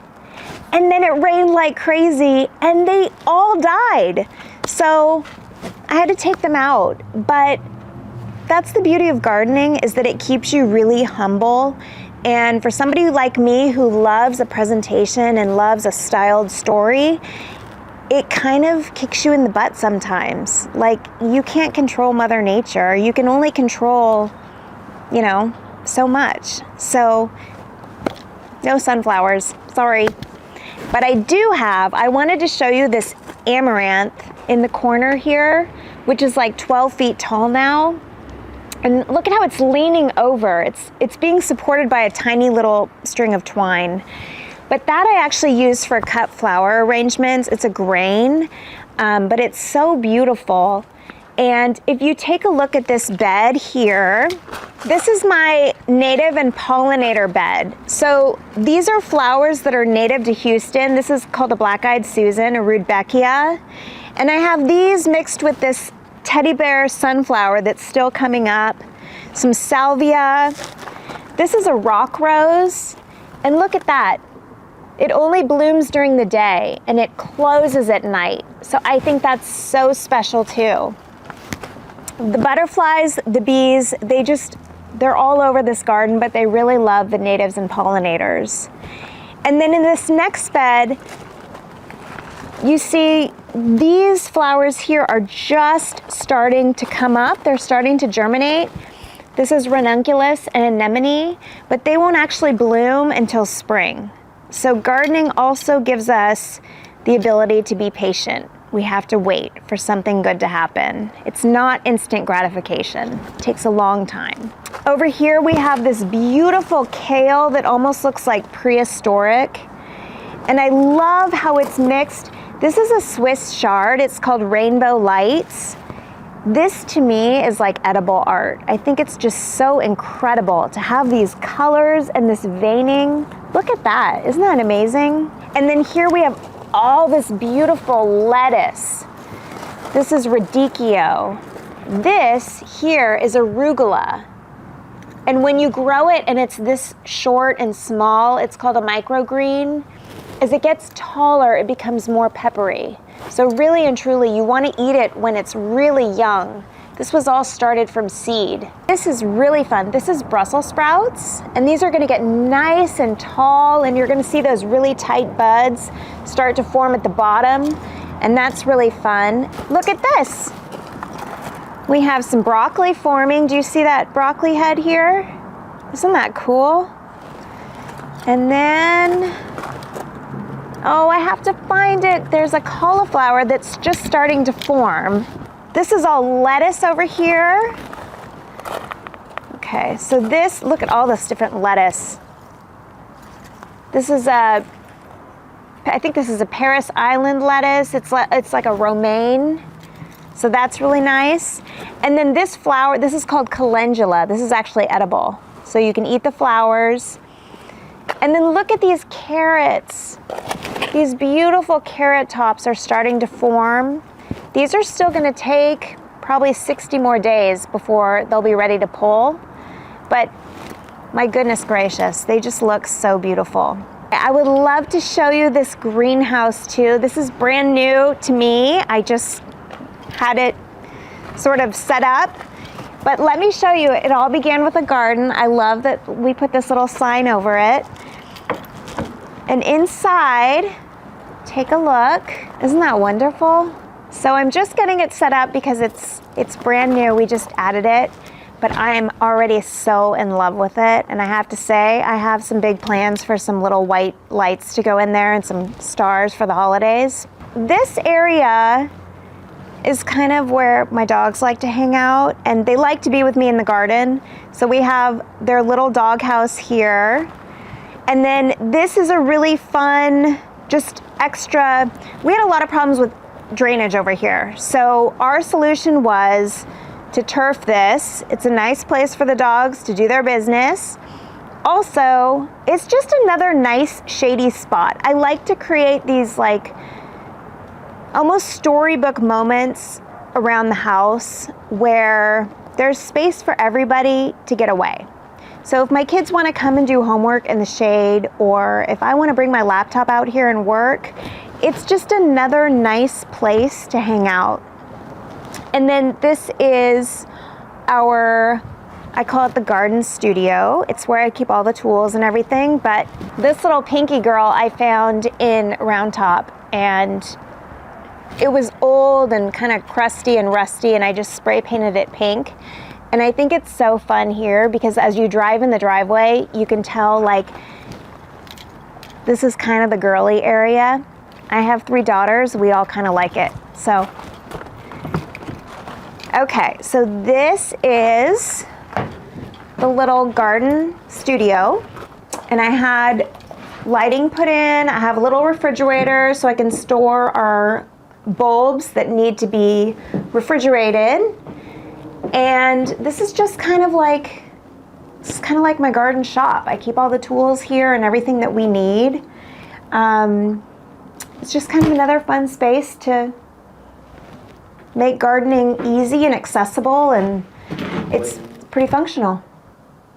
I have to say the beauty about gardening is that it never stays the same. So from season to season and year to year, my favorite thing changes. When I first started gardening, my favorite thing to grow was Brussels sprouts because they're really cool and they almost look kind of prehistoric. But now I'm really into cut flowers, and so I love growing things like ranunculus and anemone. And I think it's pretty magical when you can grow something from a tiny little seed and it becomes this, you know, overgrown 12-foot giant sunflower. So it changes season to season. I can't wait to show you my amaranth because that right now is really a showstopper. My best gardening tip is to have the right setup. And by right setup, I mean, really with Garden Girls, we have some elements for success. You have to have good sunlight, you have to have good soil, and you have to have good irrigation.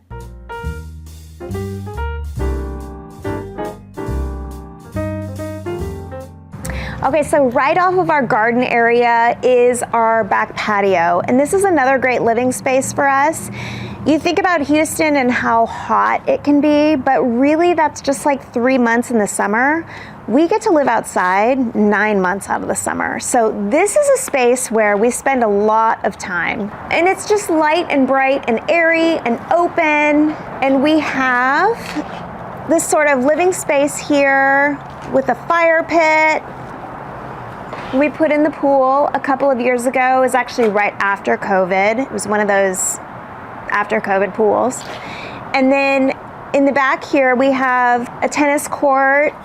We have a putting green. We have an outdoor shower. So our swimming pool is used year-round, and I love that it has this kind of California vibe. The fire pit is right off of the swimming pool, which is also really nice because the adults can hang out, the kids can swim. Sometimes we set up a big movie screen and projector. And then you'll see in the back is that tennis court. And I will tell you, the tennis court has had equal use for basketball, for roller skating, My kids practice lacrosse on the backboard there, and it's just a great, fun, multi-purpose space.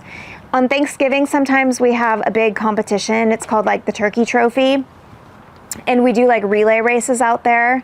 We get real nerdy, but it's just a fun outdoor space that we get to utilize during fall and winter, basically every time except summer. We're out here. So it's really fun. And the last thing that we've done most recently is we added speakers all the way around the pool, in the gardens.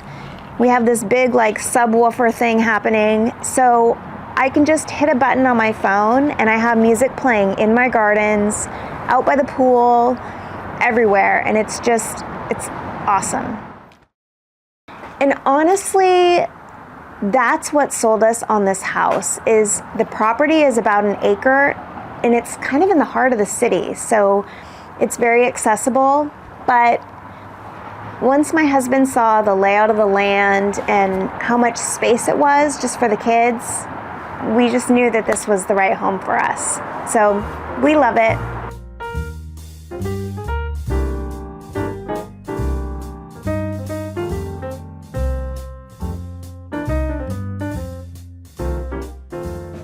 So home to me is a place where my kids feel so comfortable that they actually don't want to leave. I laugh and tell them that I show my love to them through my home because I'm probably not the best cook. But when they come home and they kick off their shoes and they run upstairs or they jump on the couch, that to me is really where love is. And home to me is about our stories and our travels and just being together. So I think my house represents the biggest, best kind of love to my family.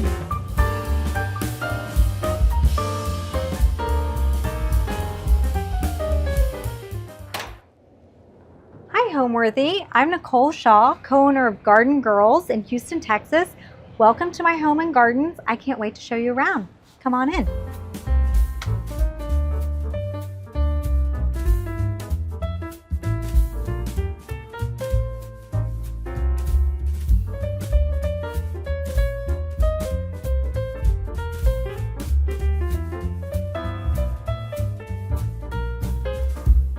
You're watching Homeworthy, where we believe every home has a story. Hi, my name is Nicole Shah, and I am in Houston, Texas. I am co-owner of Garden Girls, which we design and install raised bed gardens with an emphasis on also bringing pollinators and natives to your landscaping.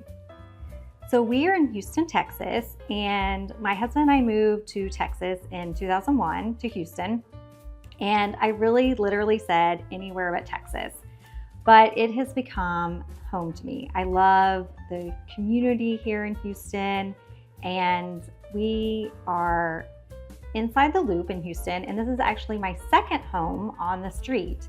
We were in a smaller home before and then really wanted to stay in this community and on this street, and had looked in the neighborhood for about a year for a home, but nothing really met my requirements. So we built the house we're in now and have been here for 10 years, and time has flown. I love antiques and I love art, and I sort of have a very neutral color palette, but green is very important to me because I'm a gardener. So I have a lot of green and blue in the house and pops of art to kind of just liven it up. And the gardens, when I moved in, I didn't know I was going to be a gardener. I was a failed gardener when I moved in. I had tried to in-ground garden. I tried gardening in pots, and we lived here probably about a year. And my friend said, I'm getting a raised bed garden. And I thought, that's what I want. I want a raised bed garden. I've always wanted to garden. I grew up gardening in West Virginia. It was a way to connect to my past, but also I crave that homegrown cucumber so much. So I ended up getting a raised bed garden in my backyard and fell in love with gardening, finally had the elements for success. And after my first season of gardening, I remember I called my mom and I'm like, I am the best gardener ever. But I just finally had what I needed to be a successful gardener. And so from one garden bed led to 2 garden beds, and then finally I now have 4 garden beds. And I would love to have more, but I am inside the loop in Houston, so my property is a little bit smaller than other parts of Houston, and I just have to make do with the smaller lots. But I think I've done a really good job at incorporating things that I love and can use inside the home and with family meals, and gardening is just an escape right outside my door.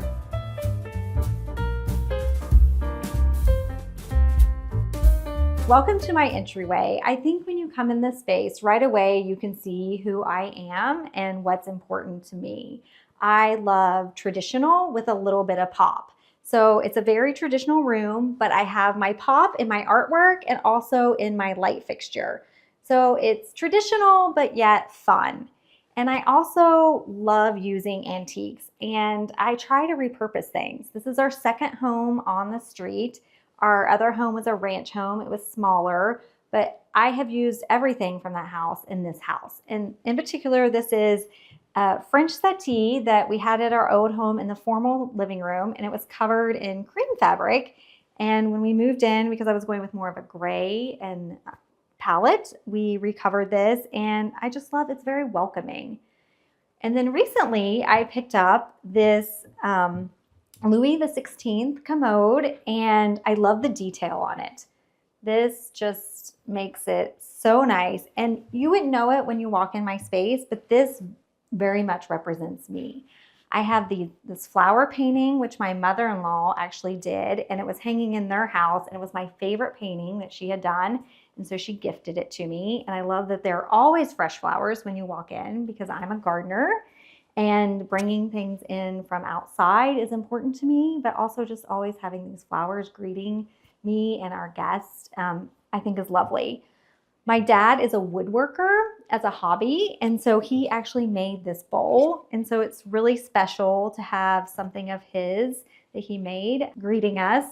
And then I cut this eucalyptus from my garden today. And this is really a fun book. It's called Garden Poems. And I actually gave this to my mom, who is probably my garden inspiration person. She loves to garden and kind of always made sure I was active in the garden as a child. And so I gave this to her for a 45th birthday. And it says, "Happy 45th birthday to a splendid mom." And then she gave it back to me because she knows I love gardening now. So it's a book of garden poems. And then it is a very traditional space. So to kind of break that up, I love modern art. This piece in particular, I found in Round Top, Texas. And Round Top is really special to me. I moved to Houston in 2001, and I felt a little lost at first. And I was kind of depressed being so far from where I had grown up and gone to grad school. And my husband one day said, "I heard about this great place called Round Top, Texas, and there's amazing pie there. Let's go for a drive." So we went for a drive, and I immediately fell in love. It had rolling hills, and I just felt like I could breathe deeper there and get out of the city. And so I go every year, and I bought this piece there. And I love different shapes. This is like a lines. You'll notice through the home, I like circles and squares and diagonals. I love detail, so you can tell it was like this ripped paper, and it just makes me happy.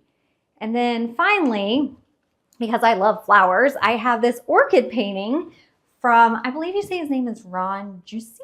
He's out of Portland, Oregon.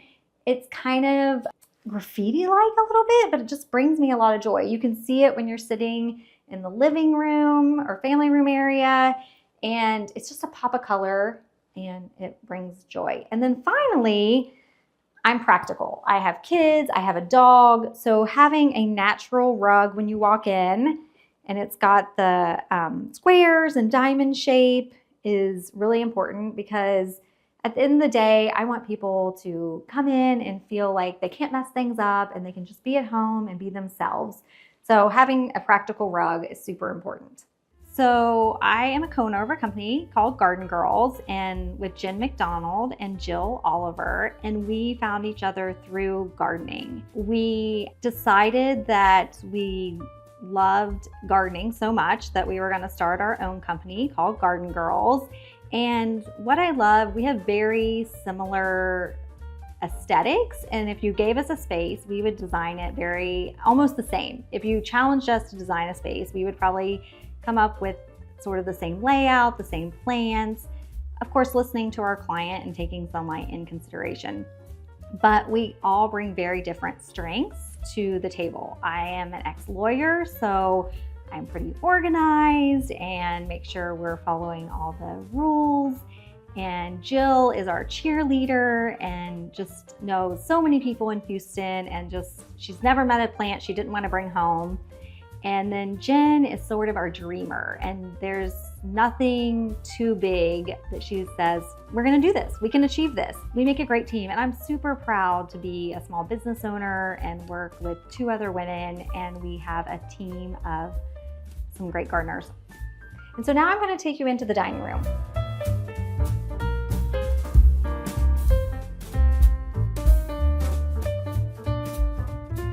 Welcome to my dining room. This is a very large space, and I love symmetry. You'll see in my gardens how much I love symmetry. And so to kind of fill the large space, we decided to do 2 chandeliers, which I'm really happy we did. They are traditional. And so to kind of offset the traditional chandeliers, this is actually a metal top table. The other day, someone was here and they put something metal on top, and it completely was like magnetic and stuck. So it's pretty fun to have a different element. And then I really love the base of my table, which is acrylic. So it's a little bit more modern. It can seat a lot of people, this table, which is important for holiday dinners, working puzzles, just craft projects. So this table is multifunctional, and I love the color green because green is the grass and the trees and the plants. And so I have this beautiful bowl from Singapore, and it has a bird and branches and berries, and just I want to bring nature into the home as much as possible, and this is a great way to do it. I think my children's artwork is amazing. And so my daughter's 2nd grade class, she's now in high school, but my daughter's 2nd grade class made this angel. And I love showing her off. So your art doesn't always have to be expensive. It just has to mean something to you. She means a lot to me. She gets kind of dressed up for the holidays. At Halloween, she becomes a witch, and she's very festive during the holidays. So she moves around the house, but right now she has found a spot right there. So if you want to come back sometime, Homeworthy, I am about to renovate my dining room. We've lived in this house for 10 years, and I'm ready for some pizzazz. So I am going to wallpaper the walls and bring in one of my favorite colors, which is green. So it's going to look amazing, and I would love to show it to you. One thing that I love symmetry in a home and when I'm designing gardens. And so I have these 2 antique French mirrors that I found in Round Top, and they are reflecting my trees outside. So it's bringing some green inside. And one tree is my crepe myrtle tree, and it has really neat like silver branches, and it blooms, but when it's not blooming, I think the branches really make it a statement piece. And then I also have a huge live oak in the front. And being a gardener and loving nature, a live oak is one of the best trees you can plant because it will be a habitat and shelter and food for so many organisms. So if you're in Texas, remember, if you have the space, a live oak is a great tree to add to your space. And then I have the symmetry of the demi-luce tables. This is like a black marble, and I have my ferns on them. I love ferns for houseplants. I went to grad school in Tennessee, and these ferns kind of represent my time there. I really fell in love with ferns going to my friends' houses in Tennessee. I felt like their moms always had ferns in and outside, so a fern just makes me happy.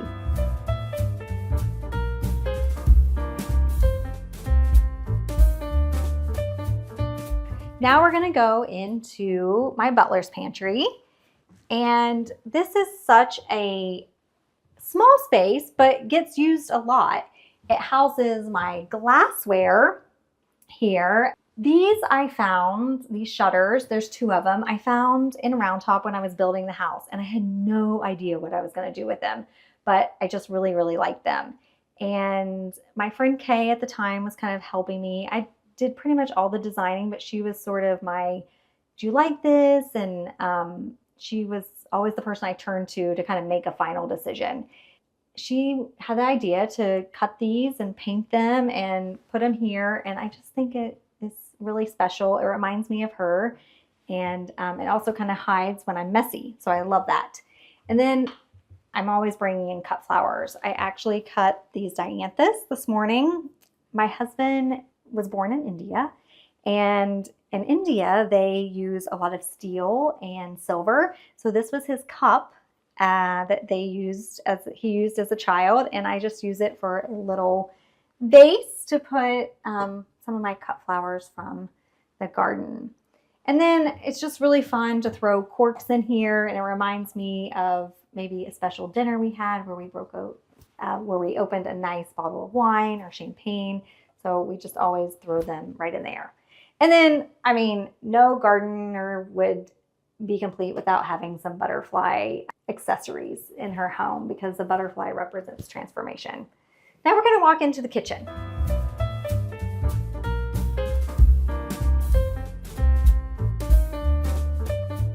This is a very large room, but when we were designing the house, I love to cook. My husband loves to cook. We love having family meals. We try to have every meal, at least 2 of us are together.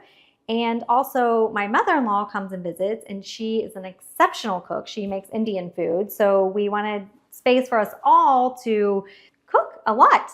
So it's such a treat to be able to work in this kitchen. First, I'll just start with our vent hood. This is plastered, and you'll notice when we go in the family room that I also have a plastered fireplace. And it's important, I think, to kind of repeat things, and I do that through the home, through my artwork and my very neutral palette, but I also do that in my garden. So plants that I have in the front, like I love pineapple guava, it's a shrub, and so I'll have it in the front and I have it in the back by the pool. So when you're designing your exterior space, remember to kind of repeat patterns with plants or color or texture. I always have some oils here and vinegars. We love to travel as a family, and if we can, we try to find some local oil. So we went to Greece a couple summers ago, and we have purchased oil from there. I was on a trip with Jen and Jill to California, and I picked up some olive oil there, and it just kind of elevates the everyday to use a little something fancy. And I also love salts, so we'll have different salts, sometimes pink salt or a special kosher salt, and we'll sprinkle that on some veggies. And it just really, I'm always trying to find ways to elevate kind of a normal meal. And so the oils and the vinegars and the salts and lemons are a perfect way to elevate something, is my go-to. And no gardener would be complete if she didn't have a compost bin. So I use this regularly, and I love being able to just throw kitchen scraps in here after I'm cutting veggies or coffee grounds. And so that I don't compost myself. I actually use a service because I found it kind of difficult, but I'm glad that I can give my scraps away, and then they turn it into compost that I use in the garden. And then because the holidays are approaching, I have my paper whites. Hopefully they bloom by Christmas time, and they'll be beautiful white flowers. Like I said, I love pineapple guava. I love getting clippings from outside and bringing them in. This is just from my pineapple guava shrubs. And always when I'm ready to plant something, I'm thinking about how can I use it? Am I going to use it as a clipping? Or am I going to possibly eat it if it's a vegetable or an herb? Or is it just something really good for Mother Nature? Is it a native or a pollinator? Is it going to bring in the bees and the butterflies? So that's very important elements to me in my gardening and when I'm designing spaces outside. I love my cut flowers. This is actually, I clipped this morning from a philodendron plant that I have. I love the big leaves and the shape, and it just makes me so happy. We always have fresh fruit, veggies out. I think you eat with your eyes. And so instead of grabbing a cracker, hopefully my family will see a nice juicy bowl of tomatoes or a banana and grab that instead. So trying to be as healthy as possible. And so I think if it's out and visually appealing, then you're more likely to use it. And then we also thought a lot about the light fixtures above the island. It's a very large island. And so we thought a lot about what light fixtures we wanted in here. And I am from West Virginia, and my husband's also grew up in West Virginia. And so we found these, and they're hand-blown glass, and it's from an artisan in Cleveland, Ohio, which is close to where we grew up, about 2 hours. And there was a lot of glass making done in West Virginia too. So I love their different heights and the fact that we have the metal rods which pick up the metal going up the stairs on the staircase, kind of ties the spaces together. And because this is such a large kitchen, originally on the plans, this was going to be more kitchen cabinets over here. And I thought, oh, that's going to be a lot of cabinetry. So I decided to pick up a piece instead. This is an Italian piece. And I always, the plant, just the green makes me happy. Bring in plants. And then this is, my aunt is a watercolorist, and she did this bee for me. And bees are very important in the gardening. We need our pollinators so we can grow our veggies. So this little bee is sort of a reminder to me that plant lots of flowers and things that bloom for our bee friends so we can get great production in the garden. And then finally, because I'm such a cook, that it was important for me to have double ovens. I would have loved a big French oven, but I had to be practical, and I'm practical. So I have my double ovens, my large Sub-Zero, and then on top of my Sub-Zero, I'm displaying some of my dad's wooden bowls and some of my favorite cookbooks. I love Ina Garten. She elevates the everyday. She makes recipes simple, but yet delicious. And so I have her cookbooks, and I have some cookbooks that are from the Junior League of Houston. They are amazing. And my husband loves vegetables. So kind of as a funny gift, my kids got him a cookbook called Listen to Your Vegetables. And but it's actually a really nice cookbook. And then I have Johnny Caraba's cookbook, who he's actually a client of Garden Girls, my company. He has amazing gardens, and he has a delicious Italian restaurant and an amazing cookbook. So I really enjoy books. I think because I was a lawyer and I had to read a lot. And so I really love looking at cookbooks and design books, and I get a lot of inspiration. So gardening is important to me. Like I said, I started for the production. I was a failed gardener. My son and I had tried. He loved to be outdoors when he was a kid, and he also had food allergies. So I was trying to, just teach him how to eat things that he could eat that were fresh. I had failed. And then I discovered the raised bed gardens, and I was having success. And at the beginning, it was really about production for me. I wanted cucumbers and herbs to use in my cooking. I cook a lot. Family meals are extremely important to our family. And so that's why I started. But what I discovered along the way is the garden is where I escape. It is my favorite place. I get to connect with nature. I dig my hands in the dirt, and I immediately feel better. I spend every morning looking at my plant babies and making sure they're okay. I harvest regularly, especially the herbs. I feel like they elevate any meal that I can make. Gardening is just really a way for me to connect to nature, connect to myself. It's sort of an active meditation for me, and it's a place you can heal and also celebrate. I love hosting dinners outside near the garden, or I love it when my daughter's friends come over and they're like, Mrs. Shah, can I have a green bean out of the garden? And it's just so fun to share the garden with others.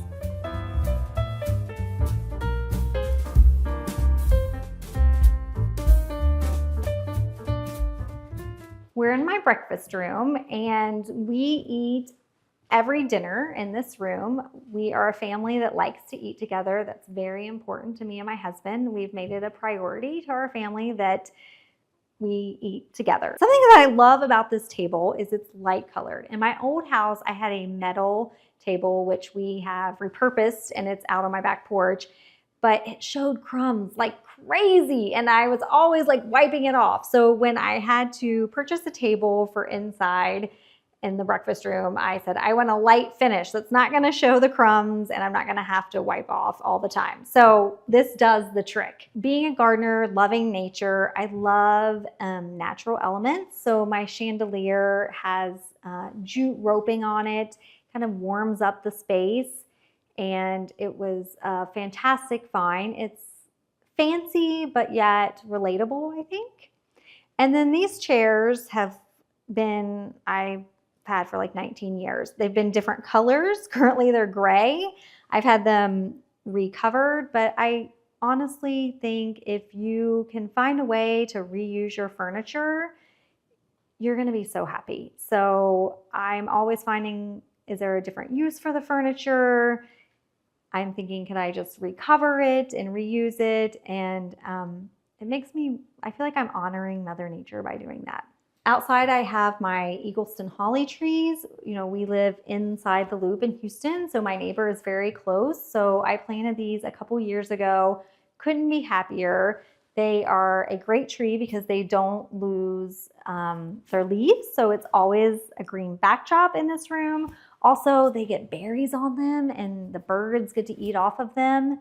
And I love seeing birds in there eating the berries in the wintertime. And they grow pretty quickly, so they're a great option. And then I have this antique buffet, and this was actually one of my first purchases for my old home. And I was on a pretty tight budget, and I felt like, oh, I can't really afford an antique, but I was wrong. This has a little dip in it, so it was sort of discounted, but I just think it adds character. Just because you might be on a more limited budget for stuff, still check out antiques, or even like marketplaces, people selling their furniture from their home. You can find great finds. And then I have another fern here. I love her just wispiness. Bringing green in is super important. And then here we just have sort of our gallery wall of some favorite pictures over time of me and my family, our travel, some pictures when my kids were young. And we change these out regularly depending on kind of what we're feeling or if we've gone on a recent trip. So nice memories, right, that we get to see. One of the best parts of this table is it looks out onto my gardens.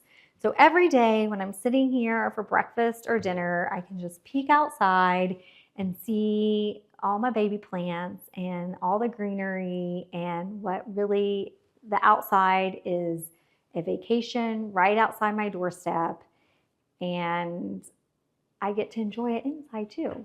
So it brings me a lot of joy. And then we'll move into, this is kind of connecting room. So we're gonna move into my family room. This is just kind of where we hang out. You'll notice that the fireplace matches the plaster that was in the kitchen, so I'm repeating that pattern. I always have gardening books. If my kids are watching a TV show and maybe I just want to look at a book, right now I have Bunny Williams, an amazing gardener, and I have the blue and green repeated in here. So I love artwork, I love basic shapes, so I reached out to an artist, Madison Summerlin. She is in Oklahoma. She was a joy to work with. And if you like an art piece, I would say reach out to the artist. I like supporting local or small artists because I am a small business owner, and it gives me a lot of joy to help support someone in their dreams and their creativity. And I have had such luck reaching out to artists, and maybe they didn't have exactly what I wanted on their website, but they always are willing to commission a piece. And so I commissioned these pieces. It took me a while to figure out, did I want the inverse of the blue and the inverse of the green? But I eventually decided I wanted blue and green because the blue is the sky, the green is kind of all of the plants. I'm so happy with it. I love the circles. I love the texture. She just knocked it out of the park, and this is a perfect spot for them. I want to make sure everyone has a place to put their drinks. So I have an acrylic table. It sort of disappears, and then we can always bring in extra seating here. So I often use these to put my feet up when I'm sitting in the chairs, but it's also works as extra seating, or when we have large parties, we'll bring in some benches, and it's just wonderful to have that option. And then we have our fireplace, and we debated a while when we were building our home, like, do we really need a hot fireplace? We're in Houston, Texas. And I'm so glad we have a fireplace because we use this a lot in the wintertime. It feels cozy, but we've had some major storms in Houston and lost power, and this thing will heat up downstairs. So that's great. And then the flooring is right in front of the fireplace is a Pennsylvania bluestone. And they use that a lot in West Virginia. And so that was an easy pick for me when we were deciding what to use, because I love bringing in things that remind me of home. And the Pennsylvania bluestone does that. Something I also want to show you, which is very important, is all the natural light that comes into the home, because we have 4 doors across the back of the home and my back porch that all the sunlight comes in. And so a lot of times I won't even have lights on. That's just the sunlight streaming in. And it just, seeing that, it makes you start your day just with a smile. And now we're gonna head into the kids' lounge. Okay, my number one gardening tip is look at your sunlight. Especially if you wanna grow vegetables or any in-ground plants, so much depends on, is it shade tolerant or does it need sun? And I think a lot of failures we have is because we are not paying attention to the sunlight in the space and we plant something in the wrong spot. So really, sunlight is key, especially if you're wanting to grow veggies and cut flowers. You're gonna want a lot of sunlight. So pay attention to sunlight. Probably my next advice is think about your soil. In Houston, we have a very clay soil. It's hard to grow veggies in because of that. The roots just don't get the nutrients they need. So that's why we do raised beds. And raised beds are just really fun to work in. They're easy to work in. It's easy to get your hands dirty. And so it's my playground. The raised bed is definitely my playground in my backyard.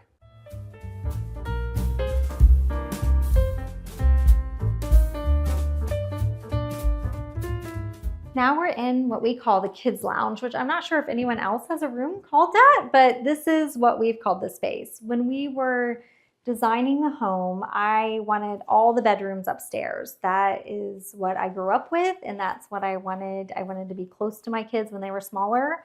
And so we wanted the option to have a bedroom downstairs. So this could potentially be a bedroom. There is a bathroom, a full bath that goes off of the room, and it also goes onto the porch, which is a great thing to have when you have a pool. So you can go from the outside directly to the bathroom and not have to run through the house. So great design decision that I'm glad we made. But we use this space every day. I love that it's cozy. It's a little bit smaller. The rest of the house is kind of big and open, and this just feels a little hidden. This couch, my husband and I have had for like 25 years practically, and it's where everyone wants to nap. It's like the smallest couch in the house, but everyone comes here to take a nap. This is our bookshelves, which have just great books and art that family members have done. And then I love this Ansel Adams print. I think it's called like Holiday Hair Check. And I often will work in here. I'll have my laptop in here and I see her and she seems like she's having so much fun and she's on holiday and it's a great day. And so that reminds me just to look up from the computer and remember it's a great day.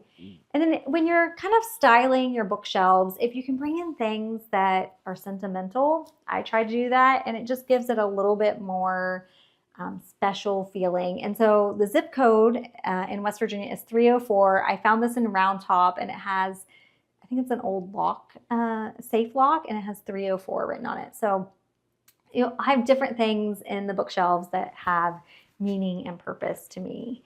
And then this table was something that my dad, he's a woodworker by hobby, and he made this table for us, and it has been many places. It was originally a dining room table for us, but when we moved in this home, we wanted a place where my kids could do arts and crafts and puzzles and play games. And so I use this now a lot as a workspace, but I have the puzzles and the games out. My son's coming home from college soon, so we'll have a puzzle and some games going. And then again, I love my ferns. Bringing green in every room is so important. And finally, I have this, which I picked up probably 20 years ago, and it is old herbs in this antique window. And if you could see, like some of them are from 1880. And the fact that they have been dried and they're here on display is magnificent and somewhat magical to me. That, you know, in 1880s, they were using herbs in their cooking and it was an important part of their life. And still today, it's an important part of my life. Just smelling the herbs and using them to kind of elevate my family meals. There's kind of a funny story about herbs. My son, when he was younger, I always like chop up herbs at dinner time and put them out on a tray, and you can kind of pick what you want. So if it's a chili night, you can have chives. If it's a pasta night, you can have oregano and basil. And one night, I guess I was in a rush and I hadn't chopped up herbs from the garden.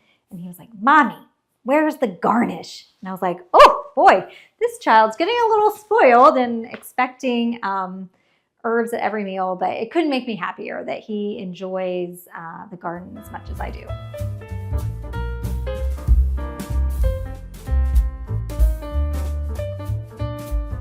I have some art here that I'll point out. This is called the kitchen garden. How perfect is that? It's actually sort of a photography process, but you don't use a camera, and you lay different things. Like this person has put leaves and branches, and you lay it on a special piece of paper, and then it gets exposed to UV light and it creates this blue and white scene. So since I work a lot on my laptop right near here, I can just look over and I see the kitchen garden. And if I'm not seeing it from the outside, I'm seeing it right inside. So that's really special. And then we have another piece of artwork right here, which it's probably one reason I love nature so much is I rode crew in high school and I was on the water a lot. And water is very peaceful to me. And so a local artist from my hometown asked my mom for some pictures of me rowing crew, and then it's called Magic on the Water. And it reminds me of my days on the water and how peaceful it was, and that it was really actually hard work too. Rowing crew is a lot of hard work. So a little bit of peace and representing all the hard work that happened. And then finally, we're in the mudroom. And this is one of the main reasons we built the house. Although it's small, it's mighty. And we had been looking for homes, but none of them really had a mudroom. And I needed just a place to like drop everything.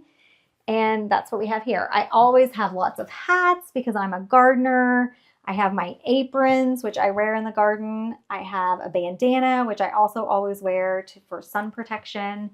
And then you'll see my sink, which right now is full of ferns. This little baby needs to come back to life a little bit, so I'm treating her with a little TLC. And then I have this painting. It's a park scene, and it reminds me to enjoy nature.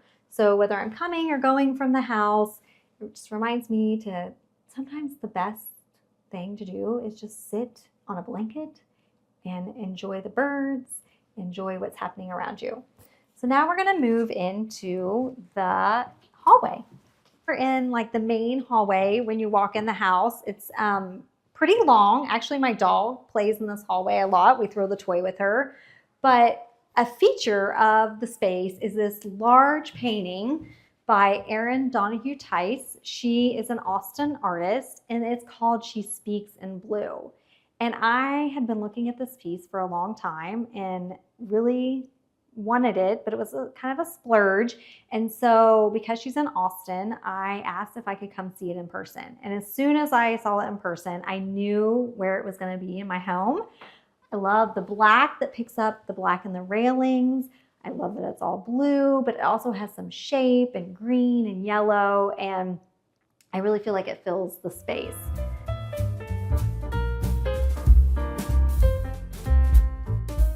This is a little purple jewel box. It has the purple grass cloth wallpaper, and I'm really drawn to blue and green, but also purple is one of my favorite colors. A lot of times when I'm buying annual flowers, I will choose purple, or cut flowers. I tend to go to purple, and they say purple is royalty. So I think it just kind of elevates a space to have purple. It's like reminding you of the royals. And then we had this custom, it's a very small room, this powder bath. And so this was custom made. I love, it's a little bit fancy. It's a little bit elevated, the hammered sink. And this mirror kind of reminds me of like mirror on the wall. So this, even though it's kind of hidden, when people open the door and they see inside, they're always so delighted to see this purple jewel box. Now we're gonna go upstairs and I'm gonna show you the 3rd floor game room.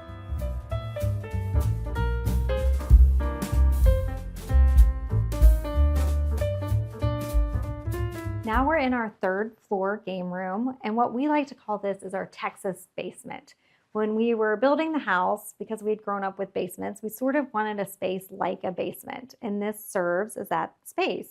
It still has the blue and greens that I love, but a little bit more fun and joyful than the rest of the home. Recently, about a couple of years ago, we redid this space. My kids no longer needed as many toys. They were getting older, and we wanted this to be a kind of fun teen hangout space. And so that is what it is today. We have the sectional, which there will be lots of girls sleeping over and sleeping on the sectional or watching.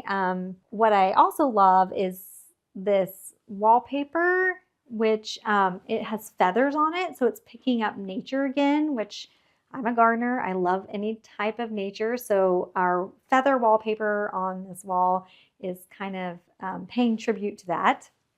And then just bringing in some natural elements. I have the large basket over there, and then I have my bamboo table. So it kind of breaks up the space and how colorful it is to have those natural elements. And then finally, I commissioned this Gina Julian piece. She is from Nashville. And my husband and I both went to grad school in Tennessee, so we love some Tennesseans. And this piece, I love the neon colors. I spent a lot of time in basements in the 80s, and so it kind of reminds me of the 80s with the neon colors. It honestly sort of reminds me of Atari for some reason, so I knew I had to have a Gina Julian piece here. And then I always love to bring in fresh flowers, and these are from my philodendron plant that's outside. And then ping pong table, we have some ping pong competitions up here, and it can get kind of heated sometimes. My husband's definitely the best player, but we won't tell him that. And then finally, we were in Paris when we were talking about renovating this space, and we went to the Picasso Museum, and Paul Smith had done a display there, and it was sort of his interpretation of Picasso, and there was tons of stripes. And I was like, I love geometric shapes. I need stripes somehow on the 3rd floor. So we painted this wall in stripes, and it just turned out unbelievable. I love the blue and green. Reminds me of kind of beachiness, and I think it just really makes this kind of awkward wall a feature. So this is our 3rd floor. Now I'm going to take you out to the gardens, which is the most special place I feel in my home.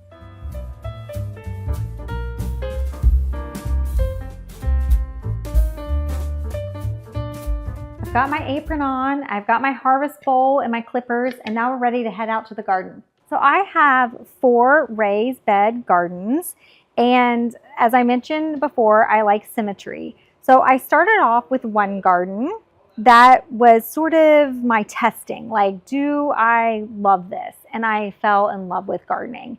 And so after I had one garden, I knew that I could easily put another garden next to it. And I really chose the spot for the sunlight.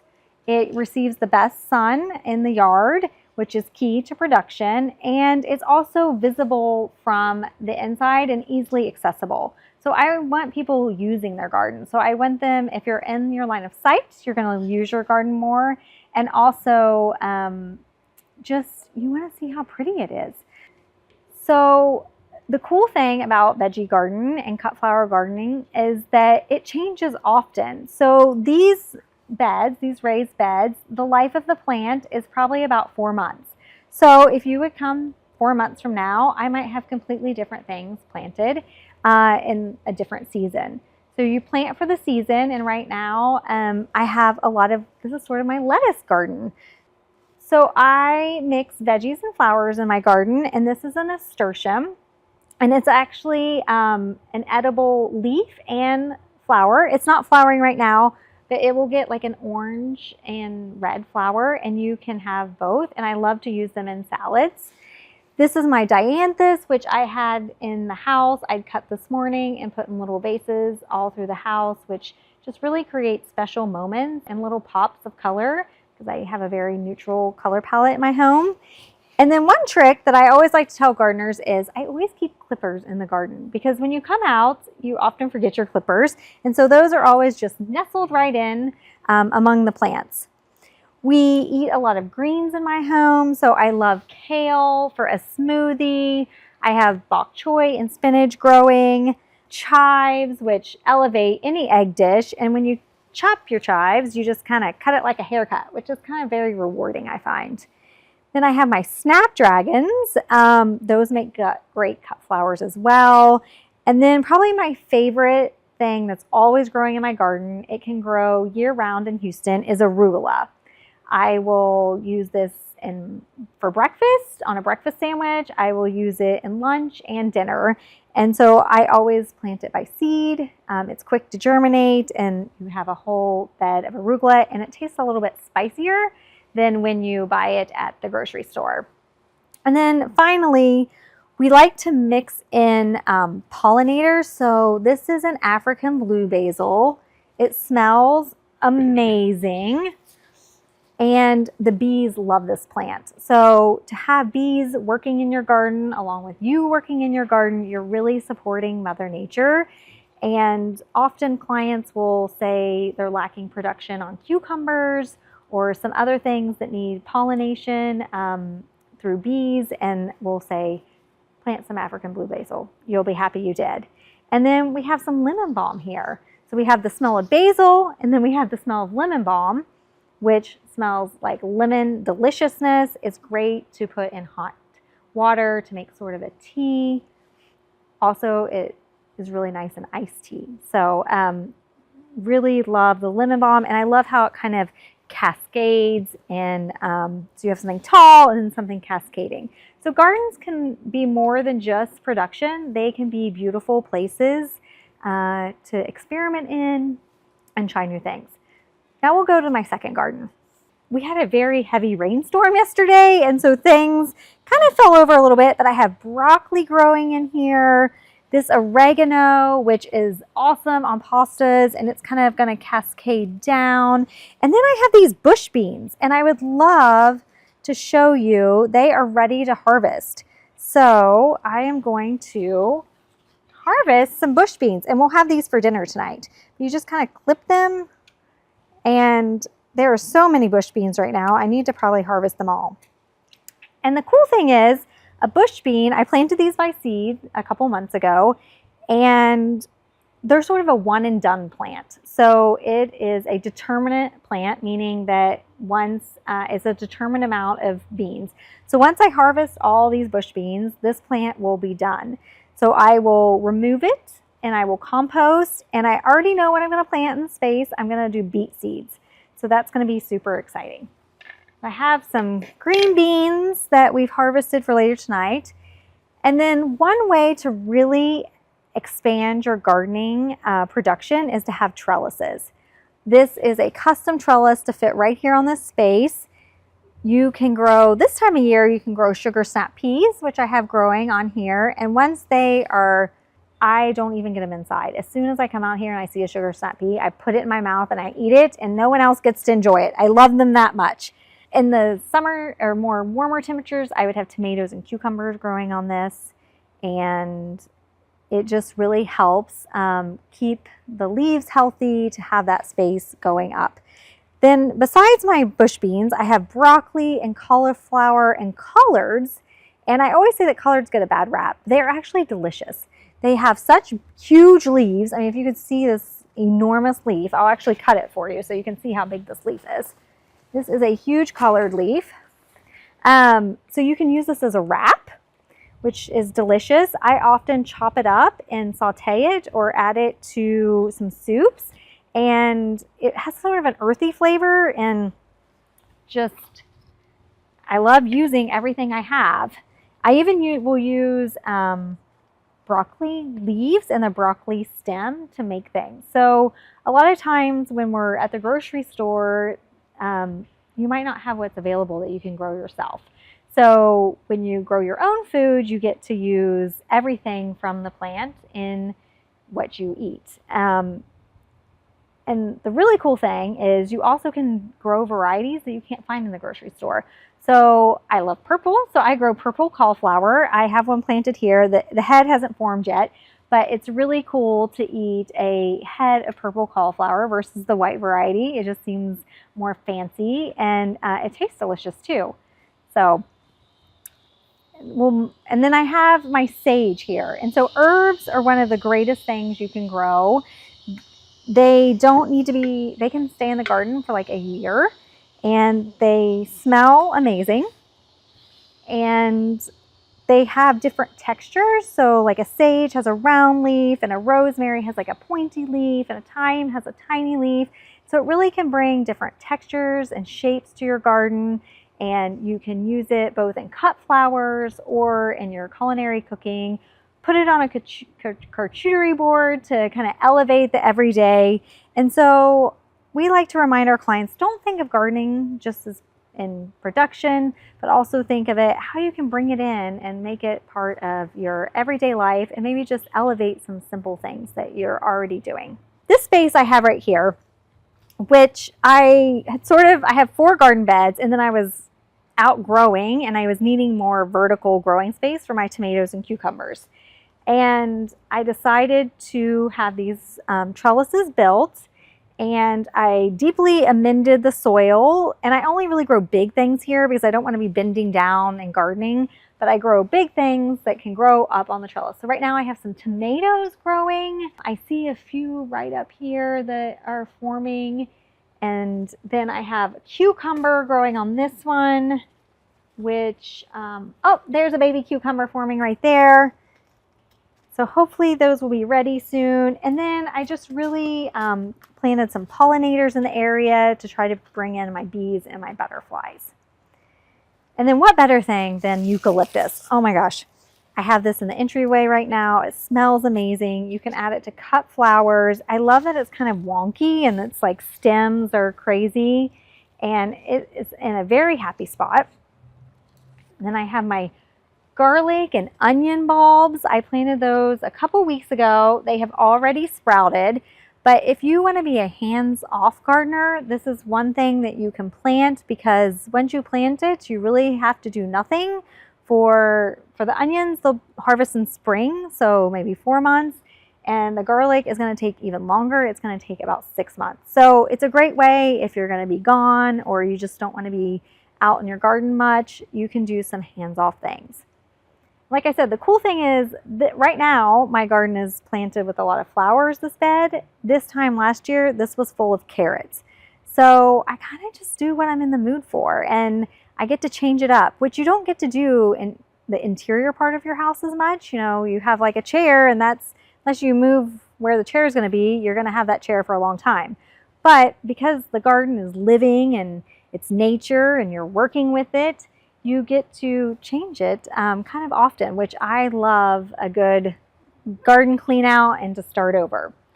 So like I said, I had carrots here all last kind of fall and winter, and now I'm doing a lot of flowers. These are calendula. They're going to get I wish they were blooming right now for you. Well, this one's kind of got a little bit of a bloom.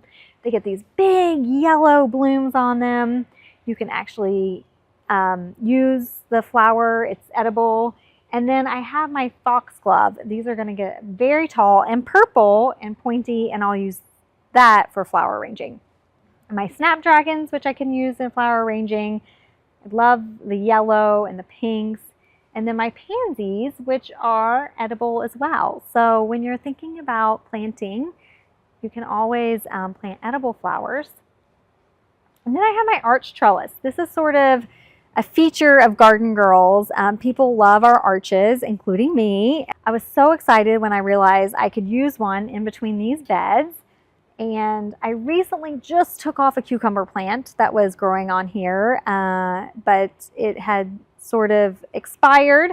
And so now I have some jasmine and sugar snap peas planted. Look at this baby. Oh, she's growing. So she's gonna grow up and wrap around, and it's just so stunning when you can see this covered in green. My daughter and her friends like to take pictures out here when this is covered in green. They're, you know, teen girls. They're always finding the perfect picture spot. And then this garden, like I said, sunlight is so important in gardening. This garden gets the least amount of sun in the winter time. In the summer, it's got lots of sun, but in the winter time, it's a little bit more of a challenge. So I tend to do more herbs and flowers in here. I have my parsley. I have this lavender. I wish you could smell it with me. This is the cool thing about gardening. It really awakens all your senses because you have the touch, you have the smell, you have the visual. I get to see the purples and the greens and the different leaves, and it's really a very sensory experience gardening. And I have my cilantro, which is, oh my gosh, I think I might have to eat a little piece just to like, it's so delicious. It elevates any taco, and we're in Texas, so we do a lot of tacos. And then this is a Turk's cap. It has a little red bloom on it, and it does great in shade or sun, and the hummingbirds love it. So when the hummingbirds are migrating through Houston, I will see them out here buzzing around, and nothing makes me happier. It really reminds me of my childhood.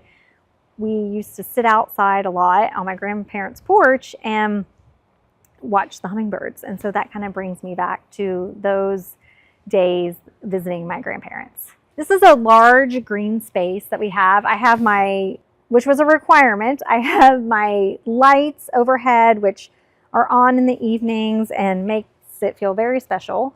But we just have this large green space. I have a small lot. I'm inside the loop of Houston, so we really had to optimize how we were going to use the yard. And I knew I wanted gardens. So the gardens are called what we call border gardens. They're up against structures, so it doesn't take as much footprint from the green space.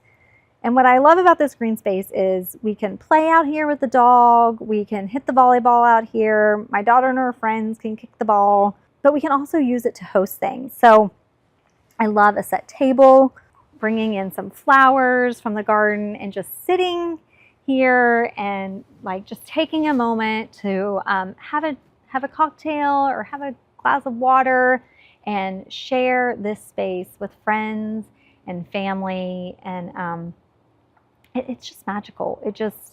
I just highly encourage everyone to connect with nature. You will not regret it. You will be so happy and feel so centered if you can connect with nature every day, whether it's bringing it to inside your home or just being outside your home. So now we're gonna go to my front porch. I have a back porch and a front porch, and I'd love to show you the front porch.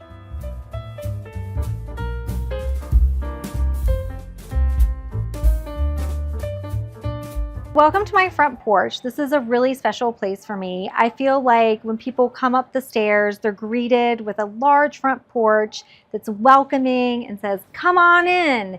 I also love that we are a very community-focused street, and so I'll be out here having some coffee, and I can welcome neighbors and friends up to join me. One thing that I want to feature on my front porch is right away, you know that I love plants. I have these large philodendron plants. I use these all the time. The leaves, I think they make a statement in a vase. And you know right away that I'm a plant lover when you come to my home. And also, you are greeted by my Garden Girls doormat. I could not be more proud to be a small business owner with Jen and Jill. And so right away, you see Garden Girls, you see that we love the butterfly. It's very important to us. It represents transformation. And a lot of times when we're doing a garden install, we'll have our herbs and flowers and natives and pollinators, and we'll be bringing them in, and we'll see a butterfly kind of fly by, and we know this is what we're supposed to be doing. We are transforming this space and making it special for our client, and we know they're going to love gardening just as much as we do. So this is a welcoming kind of hi for all of our guests. And then if they look over kind of when they're on the front porch, I have a really large pollinator area filled with things that bloom like salvias. I even have some basil, and I have a multi-branch olive tree, Mexican heather, which is a bee's dream. And so I love that you can view that from the front porch, see the purple and the pink and the whites, and it really brings, it's a sunny spot, so it brings in lots of bees and butterflies, and sometimes they fly over here. The butterflies will fly over here to the front porch and just make you smile.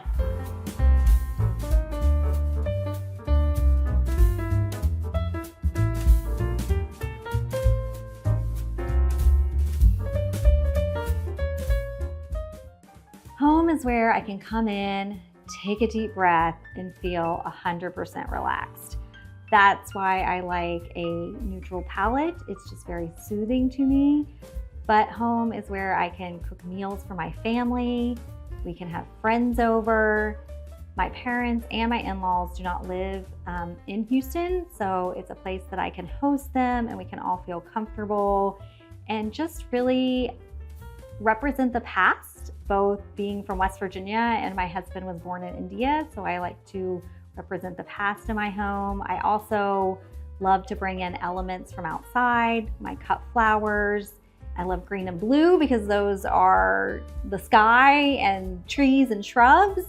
So home is just a place to welcome people, but also feel like I've made it home. It's the best. Thanks for watching. Go to homeworthy.com for exclusive content and shopping guides.